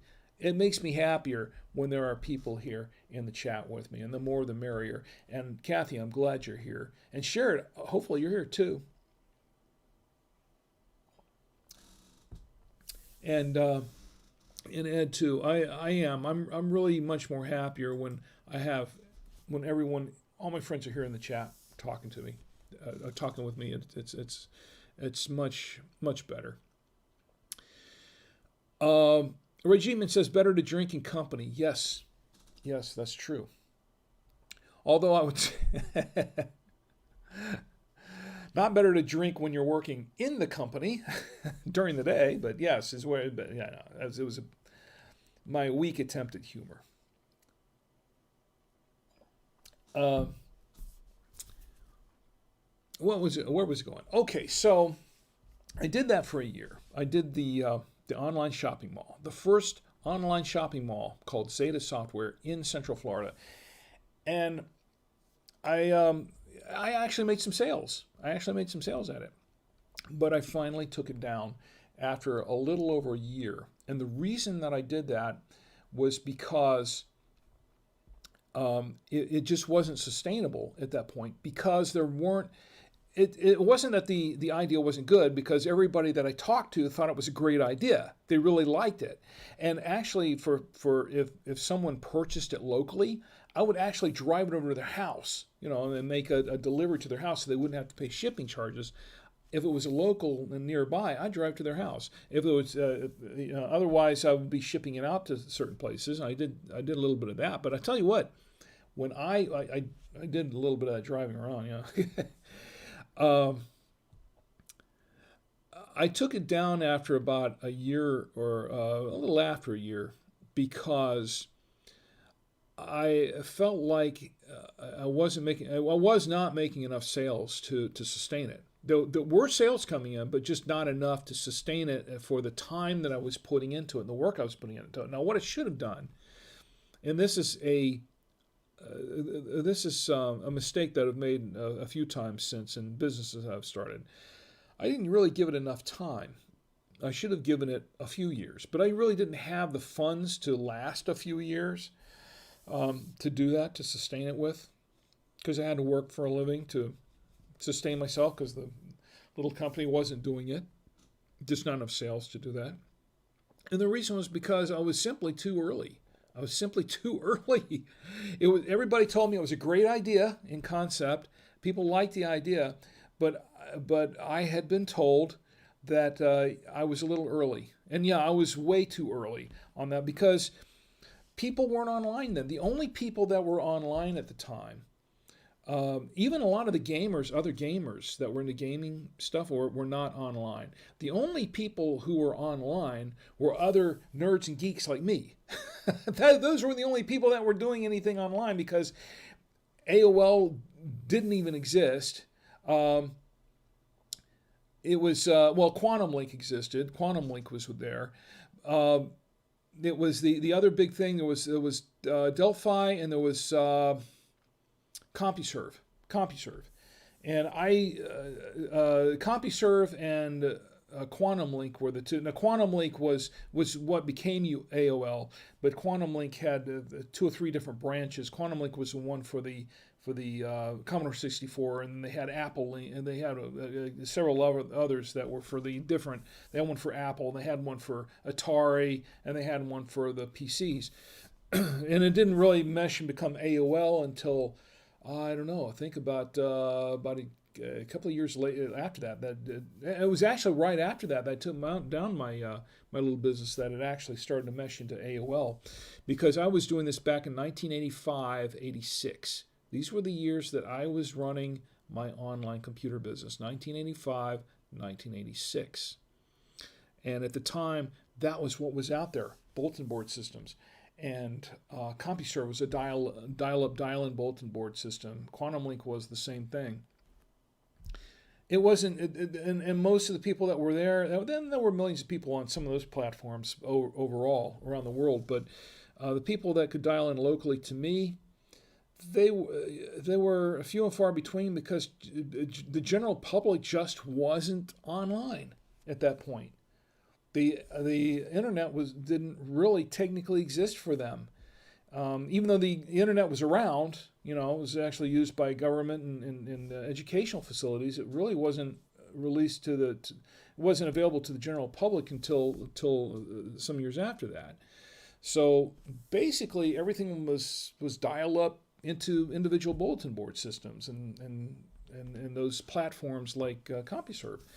So there just weren't enough people to sustain my little online shop. There just weren't enough. And so I kind of had to shut it down. I wish I had kept it going for 2 or 3 more years, and then I think I probably would have gained some traction, but I didn't. I just thought, well, man, I'm just way too early. But and now look at it. I could have been Jeff Bezos. I got enough. I need to shave the rest of my head, don't I? Seriously, that was the first online shopping mall. It's Ada Software in Central Florida. So Red G-Man says, what are you drinking? Oh, yes, a reminder, this is what I'm drinking. I'm drinking, this is a Malbec. This is called a Gundog Malbec. This is a 2019. It is, from what I understand, and for all intents and purposes, it is a 100% Malbec wine. And this is a dry wine. It's actually black cherry, blackberry. That's what I'm tasting in this. A little bit of smoke, a little bit of pepper. Oh, this is, I'm getting down to the bottle. Not too much else. It's not very. It's the tannins are really smooth, and it's a little acidic, not too much, but it has a very, very short finish to it. It's not a whole lot of a finish to it, but it's actually a pretty good wine. I actually like it, and it's actually a pretty decent wine. So. Torgnule says, I'm glad you're not Jeff Bezos. You know what? I'm glad I'm not too, because, look, nothing against Jeff Bezos, but I'm not. Oh, Reggie Man wants to know, grown where? This is from Mendoza, Argentina. These are grapes from Argentina is in this wine. Let's see what we've got going on here. Let's see. Sherrod says, you look real happy, and I am. Kathy says so. I hope everybody, I tell you what, Marlo, I hope you're having a great birthday, and also for everyone whose birthdays today, it's Marlo and Pete. I haven't seen him in the chat yet, but he's usually in here at some point, unless he's on, no, he's not there. Okay, Well, okay, I was going to tell a quick story. It's getting late. I'm going to have to close this up shortly, but I was going to tell a quick story about that Benny mentioned earlier about pizza. And I used to make my own pizzas. And I tell you what, before I get to that story, because that's a Disney story, okay? That's a Disney story. Before I get to that, I just want to remind everybody that I want to know, has anybody used the promo code Wine Show yet? And I know a lot of folks. For those of you who are into radios, I'm a ham radio operator. I'm also a GMRS radio operator, but I use it for business as well. And the company I work for, buy2wayradios.com, they gave me this promo code Wine Show to give out to everybody, everybody, all my viewers, all my listeners on Drink with Rick. They gave me this promo code Wine Show, WINESHOW. If you go out and buy any kind of radio, it can be a marine radio, an airband radio, ham radio, GMRS, FRS radio. It can be whatever kind of radio, or an radio accessory. Weather radios, definitely weather radios, because everybody needs a weather radio. If you put in the promo code Wine Show at checkout, you can save 5% off your order.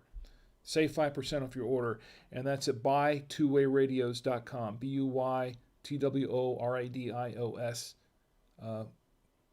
Did I say that right? BUYTWOWAYRADIOS.com. Yeah. For full disclosure, I am the product manager for By Two-Way Radios. I don't make anything. Okay, they're not a paid sponsor for the show. They're not a paid sponsor. Maybe someday, I don't know. Who knows? But if I get enough traction from folks listening, if I gain thousands and thousands, tens of thousands of millions of followers, and then maybe I'll get a sponsorship out of it. But they're not an official sponsor of the show. They just gave me the promo code just to give out to my listeners. So I don't make any money, okay? I don't make any extra money doing this. I'm just giving this to you because I can and because I want to.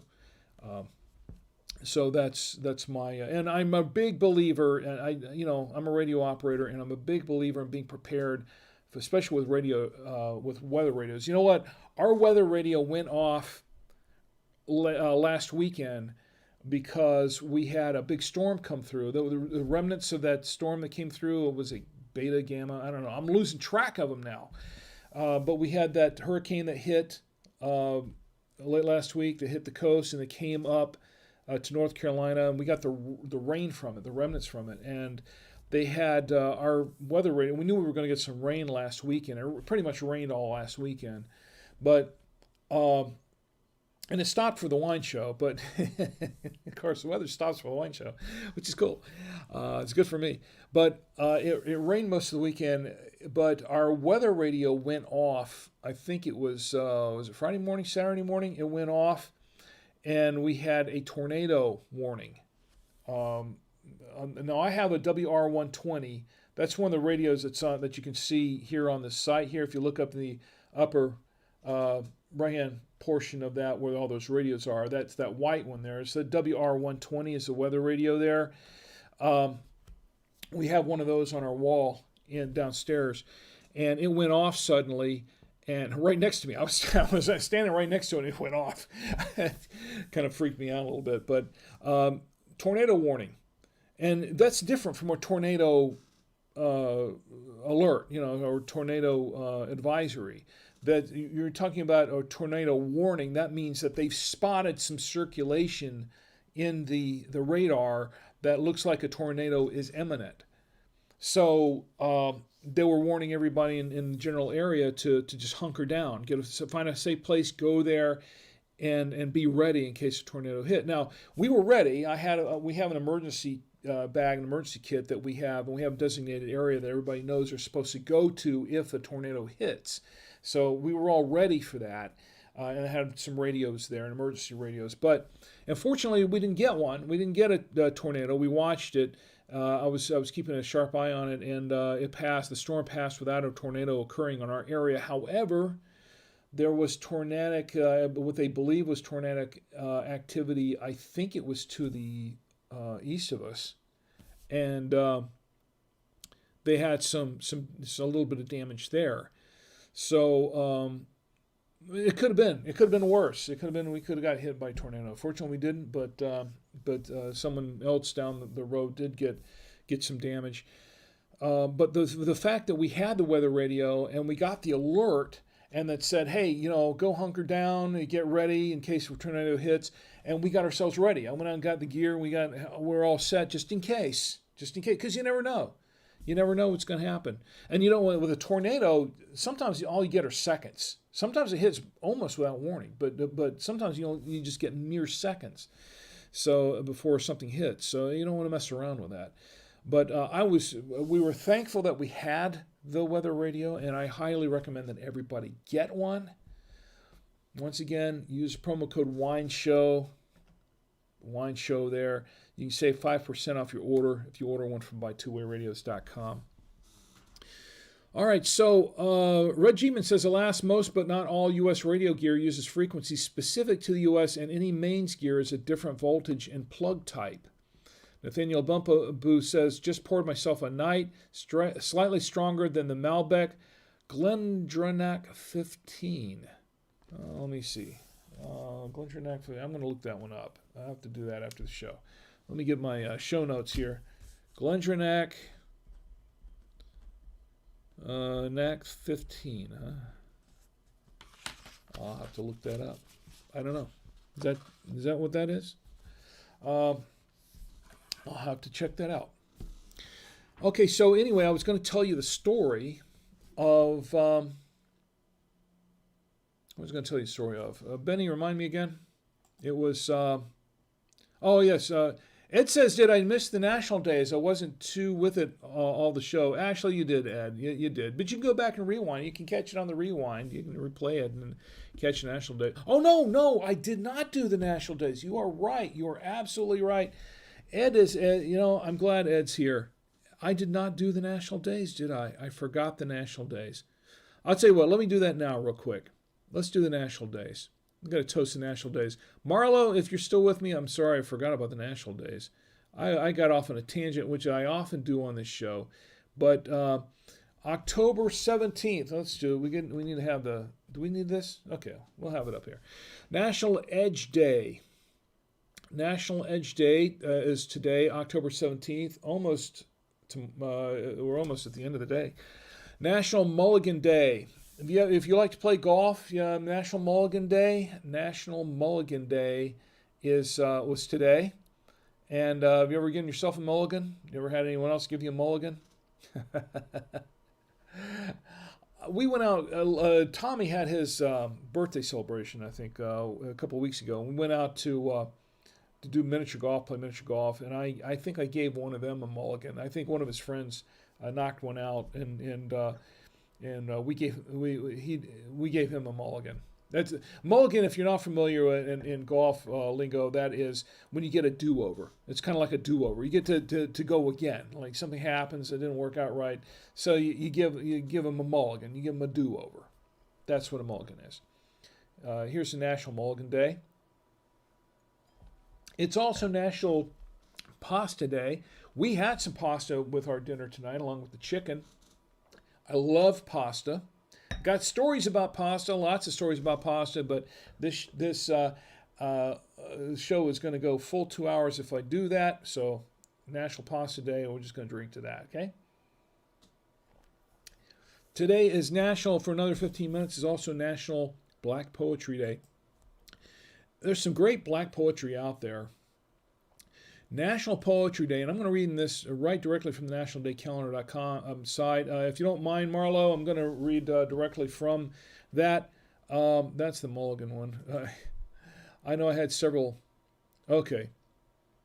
Let me find it here. Here we go. National Black Poetry Day. And I'm reading directly from the website at nationaldaycalendar.com. National Poetry Day on October 17th honors past and present black poets. The day also commemorates the birth of the first published black poet in the United States. Jupiter Hammond was born in Long Island, New York on October 17th, 1711. This day celebrates the importance of black heritage and literacy. It also recognizes the contributions made by black poets and shows appreciation to black authors. I will drink to that. Here's the National Black Poets Day. I'll definitely drink to that. National Black Poets Day.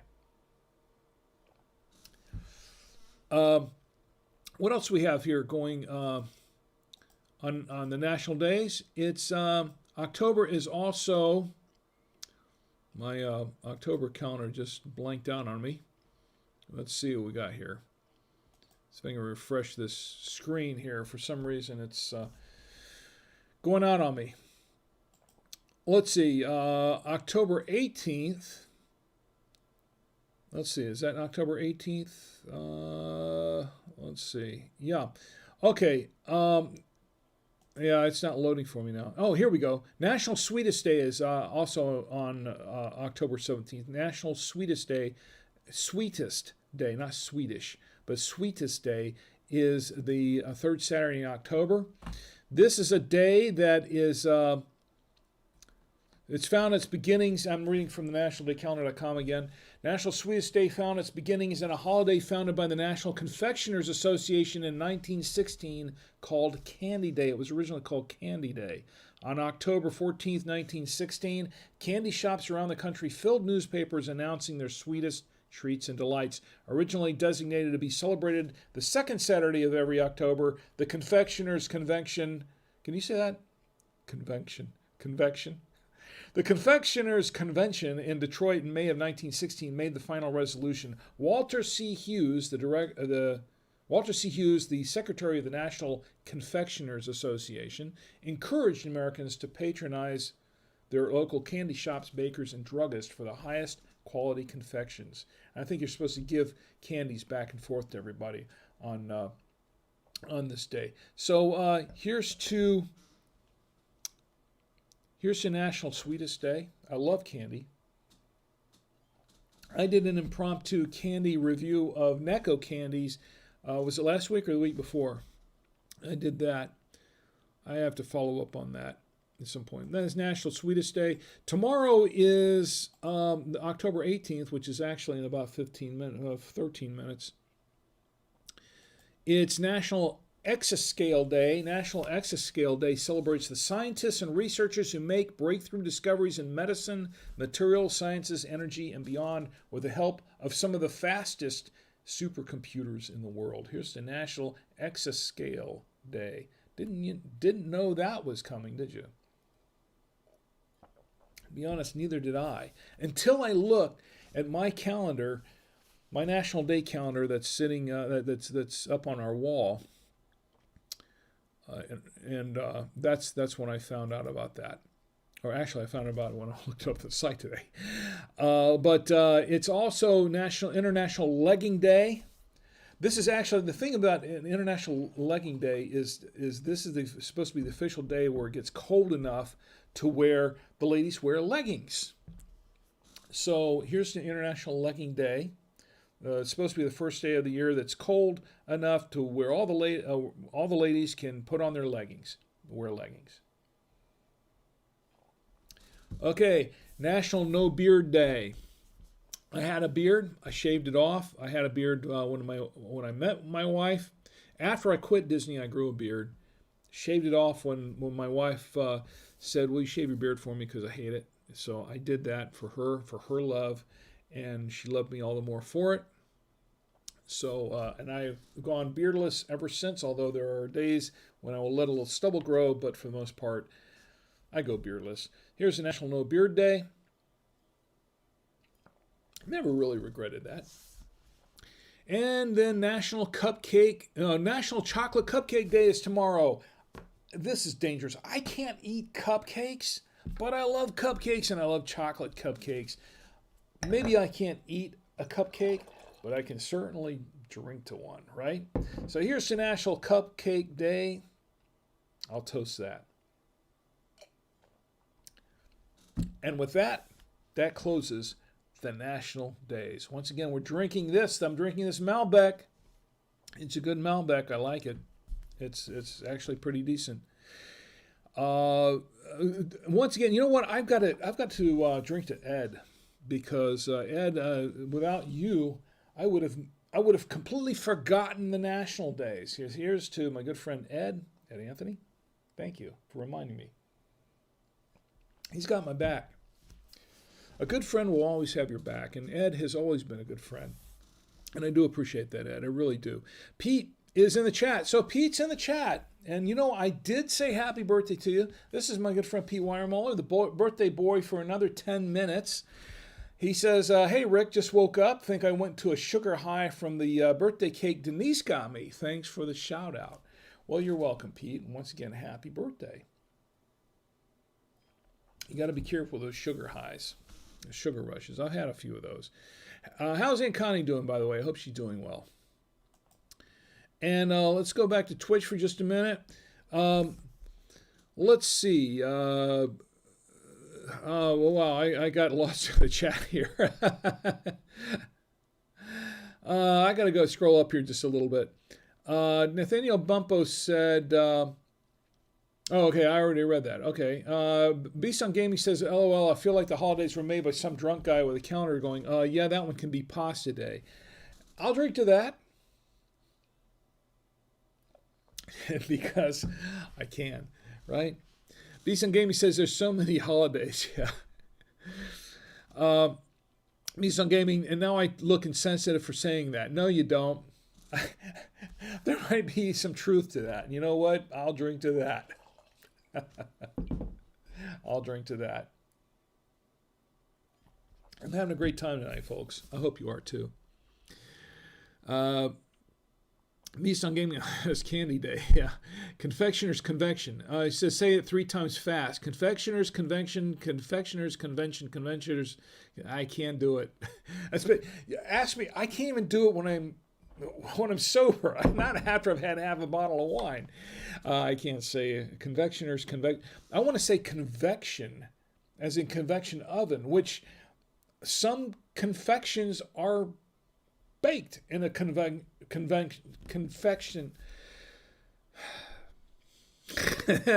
Yeah, I know this is getting better. It's getting more and more entertaining. I can't even say it when a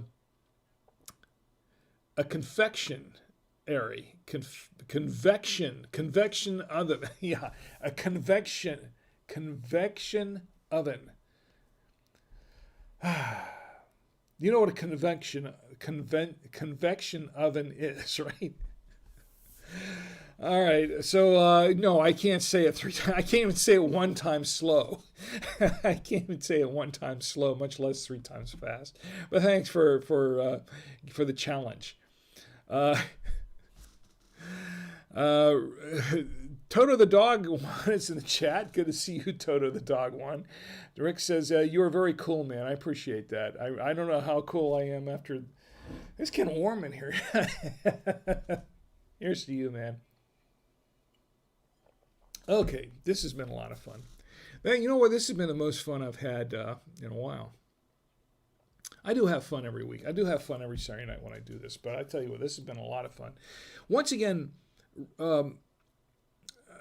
that Square Guy, I want to say thank you very much for the raid. That was really much appreciated. I've thoroughly enjoyed this.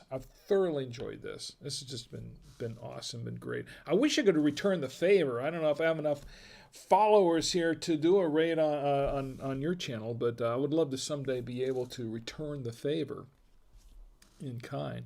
You have a lot of followers anyway, so it's Barnstars in the chat. Good to see you. It says, evening, Rick. I came in with the Square Guy raid and have been lurking and have been in a trance listening to you the whole time. Wanted to say I've been really enjoying hanging out. Well, I appreciate that. I really do. Darcy Stardust says, tongue twisters plus wine is an interesting combination. Is it? Indeed. Yeah, indeed. So... Anyway, this has been a great time. It's been just a lot of fun, and I've said this many times. I'll keep saying it. As long as folks ask me, especially on Twitch, and I don't really have a rant for tonight because sometimes I do have a rant. My basic, if I have a rant, my basic one is I qualified for the.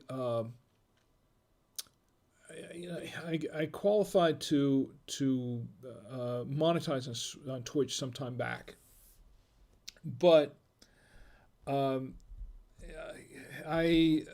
turned that down from Twitch, and the reason I did that And I want to say I still appreciate folks like, a lot of the folks that had helped me out really with rates and things like that.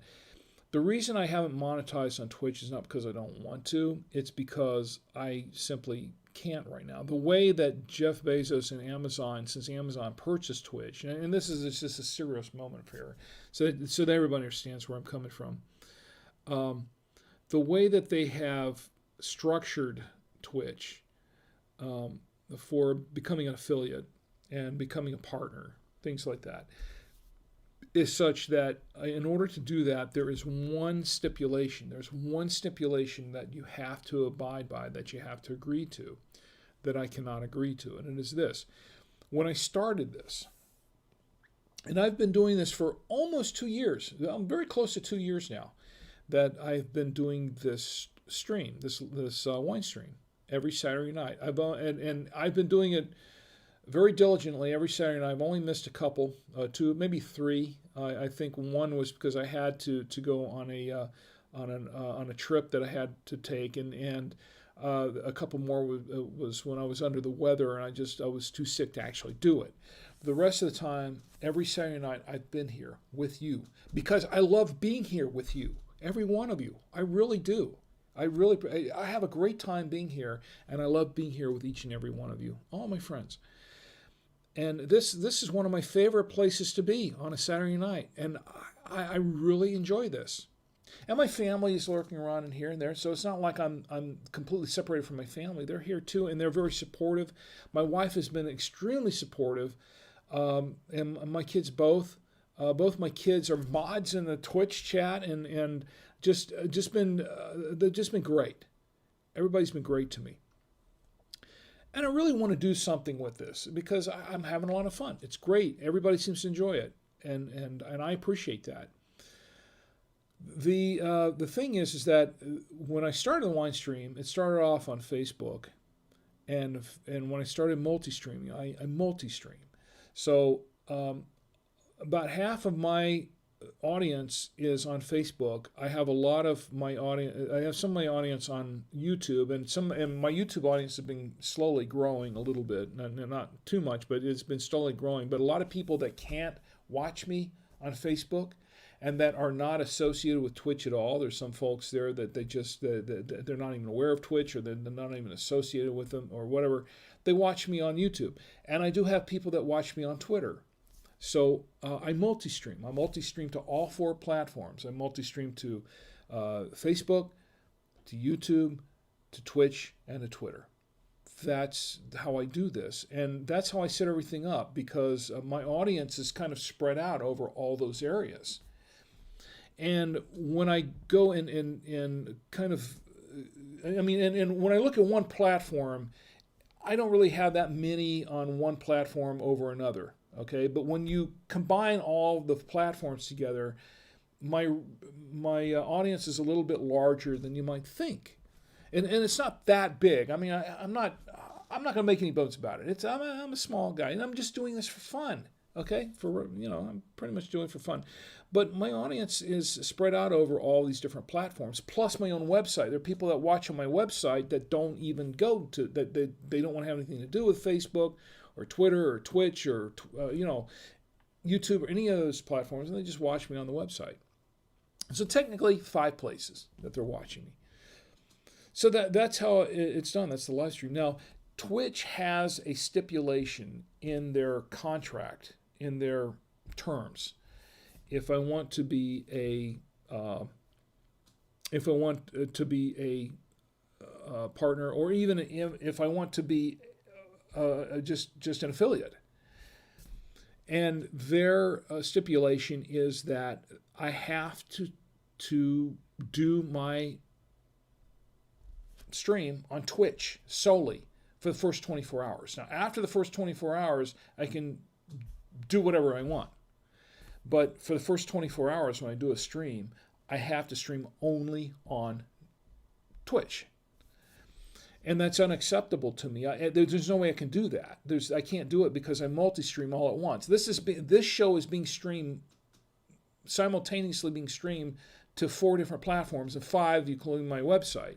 There's no way I can do that, because in order to do that, if I was going to stream just on Twitch by itself, I would have to cut out everybody else on Saturday night. And it would no longer be the Saturday night wine stream. It would be the Saturday night wine stream on Twitch. And although it's attractive, being able to monetize it is attractive to me, I can't do it. I just simply can't do it, because I don't want to alienate. I don't want to cut out half my audience. It just wouldn't make any sense for me to do that. And so this is where I'm coming from. As much as I would love to, and I still would love to monetize this at some point. I really would, because it costs me money. I don't make any money. Every once in a while, somebody sends me a free bottle. Okay, that's great. I love that. But it's not making any money. It costs me money to keep this up.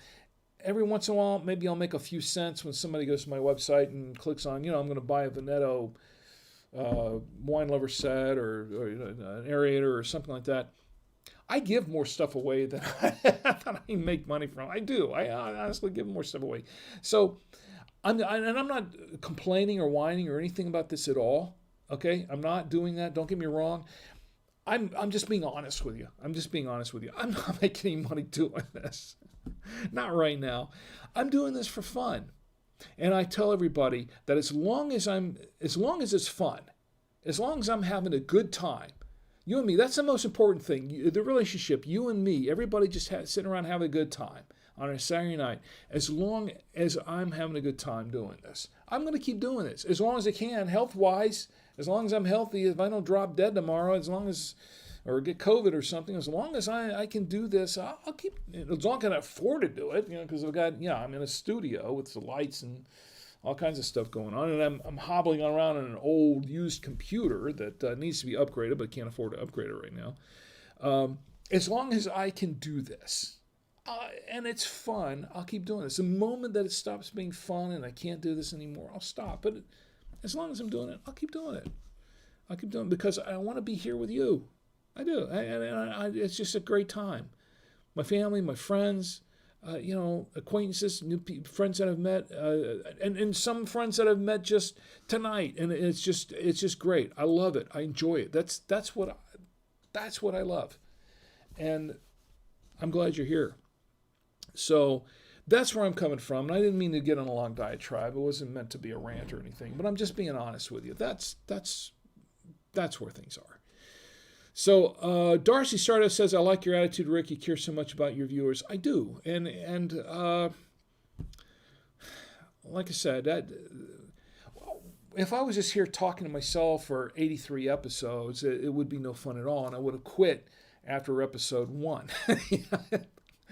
But that's not the case. And it's just, I like being here. And I hope you like being here with me, and I do appreciate you being here with me, and it's not lost on me.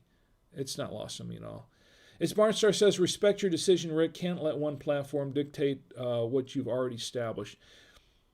Yeah, true. And that Square Guy says you could set up a direct donation link through PayPal if you still want to allow contributions without being slave to big man basis.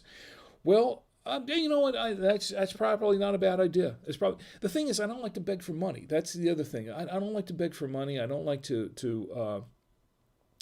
It's not like I'm going out like I need a new computer. I really need a new computer doing this, but I don't want to go up on some of these platforms and set up a GoFundMe or something like that and say, hey, help me build a new computer. I don't know. I don't feel right about that. So I don't know. I'll have to give that some thought. But I appreciate that. That's a good, that's something I'll think about. It's tricky, but I don't think having a PayPal link will make people think you're begging. I'll give it a try. I've been podcasting since 2006 for over 14 years. And I know a lot of podcasters that do that. And that's fine for them. My reasons for getting into podcasts, I was hoping to be able to monetize, and I did for a little bit for a couple of my podcasts to monetize strictly through advertising, so I wouldn't have to put any burden on any of my viewers for that sort of, or listeners, I should say at the time, all listeners for that sort of thing.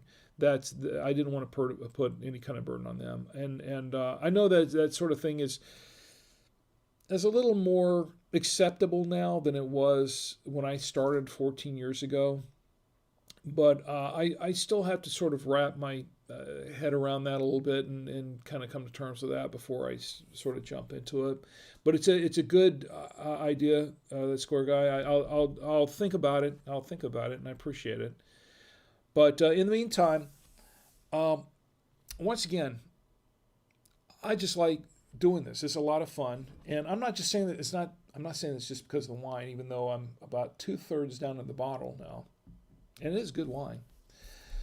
But I'm saying it because I'm speaking from the heart. I really truly believe that, and that's that's just where I'm coming from. Anyway, so I want to thank everybody for being here. I know it's getting late. It's getting real late. My wife already told me that. I told her, it'll be a short show tonight. She goes, yeah, yeah, I've heard that before. How many times have I heard that? 83 times? Yeah, 82 times. Be the 83rd. I do. Yeah, it's time for me to close it up for tonight. But I do want to thank everybody for being here with me tonight. I am humbled, and it's just so awesome to have had everyone here, especially the raid, that Square Guy, and everybody who is in the Square raid. I'm just in awe that you're here, and I really, really appreciate that. That means an awful lot. That means a whole lot to me. Darcy Starr says, haha, I can relate to your wife. I'm sure you can. Stick with him. He's a good man. Yeah, that's Square. He's a good man. And I was going to say, Pete says, okay, Pete, I'm glad you're here. Hopefully you're still here, Pete. I hope you aren't sugared out there. But Gina's joined us in the chat. I didn't see Gina come in, but she says, hi, Gina. And if you're here, Gina, I didn't see you come in, but I'm glad to see you here. I really, really appreciate it. So what we were drinking tonight, just for the final summary, this because we have to close it up. For the final summary, yeah, it's time to close it up. We've been drinking this 2019 Malbec called Sundog. This is 13% alcohol by volume, and I'm pretty sure that is a lot higher than 13%, but I've had quite a bit of it, and whether it's 13% or 15%, it's starting to take its toll. So it is a 100% Malbec from what I've been told. It's a pretty good wine. I've tasted notes of blackberry, and actually a lot of it was black cherry and blackberry, and a little bit of smokiness to it, a little bit, not too much, maybe a little earthy. It's not bad, just a little earthy, and it's a very short finish. It's some nice tannin to it. The tannin are very, very nice, very smooth, not overly tannic. And it is somewhat acidic, but it's really, I tell you what, it's nice. It has a very short finish, so if you like a wine with a long finish, and sometimes I do, this is not going to have a long finish to it. It's very, very, you drink it, it's down the throat, it's gone. But it's actually a pretty nice wine. It went really well with the. Went really well with the beef. This was the hamburger. And it really went pretty well with the chicken. This was kind of I don't know, it's chicken on a skewered chicken. That was a mix of dark and white meat. It went fine with that. I did not like it with the turkey pepperoni at all. It went okay. It went pretty well with the, what was this? This was the Munster cheese, and the Colby. I liked it with the Colby. And it went okay with the brie. It was okay with the brie, but I really also liked it with the Trader Joe's double cream Gouda, which is no big surprise. Double cream Gouda, I think that's got to be, it has been for the last 30 bottles I've had, has been the go-to cheese for pairing on my plate here on the wine stream, and I think it's going to stay there until further notice. I think it's a winner all the way around. And as I mentioned earlier at the beginning, it has saved a couple of bottles of wine. So I really, really like this. I really enjoy it. So I want to thank everybody for being here with me tonight. I want to thank, wow, there's so many people to thank. I don't know if I can get to everybody. If I miss you, I apologize. I really do. I don't mean to miss anybody here. I want to thank that Square guy and his whole Square raid, Dork Noodle, and who else was here? KM Bread and Beast on Gaming, and who else was in here? I do 26 people in here. Some of them lurking, but a lot of them chiming in. There was a Red Jeep Man here. Always good to see you. The Pastry Divas. Great to see you here, Nathaniel Bumpu. Wow, just so many folks. Once again, I apologize if I miss anybody. I don't like to miss anybody when I'm giving out shout outs. Did I say Cam Bread already? Darcy Stardust, of course. It's Barnstar, and who else? Who else? I'm just scrolling through what I can see of the chat. But I know I'm missing people, and if I did, I'm sorry, but I'm trying to catch everybody that I can here in the chat. But once again, thank you for being here with me tonight. Also on Facebook, I want to thank everyone. I want to thank Ed, of course, my good friend Ed Anthony, who actually saved the night with by reminding me that I forgot to do the national days. I can't believe that. I've done it before, but Ed, you weren't there for that, and boy, I'm thankful that you're here tonight. Thank you, Ed. Appreciate it. Benny, my sister-in-law Benny, she's a very sweet person. Marlo, my good friend Marlo Anderson, thank you for being here, and Sherrod and Kathy, Sherrod, and Gina. I see you come in, but I'm glad you're here. My lovely wife, Chi, and of course, Tom Antio and Cinder, CM Cinder, all those people who are in the chat with me tonight. I do appreciate each and every one of you. This show, once again, is about the wine, somewhat. It's not about me, but it's about the wine somewhat, but it's mostly about you and me getting together and just having a great time. And I really had a great time tonight. And yes, Kathy, you were right. I had a great time tonight. It really was just awesome. But I'll tell you what, it wasn't but me, it wasn't my stories, it wasn't anything else. It was the fact that you were here with me. That's why I had a great time tonight, and I appreciate it. Next week, I don't know what we're going to do. We're going to have surprise. We'll surprise. We'll have another wine going up to tomorrow, next week, next Saturday night. But I want to say in the meantime, I want to thank each and every one of you for being here once again. Please, as a reminder, please do not drink and drive. Drink in the comfort of your own home, your apartment, your hotel room, wherever you are. If you're somewhere where you have to get home, call an Uber, call a cab, call a Lyft, call something. Do not drink and drive, please. Please do not drink and drive. Please do not text and drive. That's also a pet peeve with me. Yeah, it's enough wine tonight. Because I want you to have a great week. But most of all, I want you to have a safe week. And I want you to join me again next week on the Saturday Night Wine Stream, where we can all get together and drink with Rick. Good night.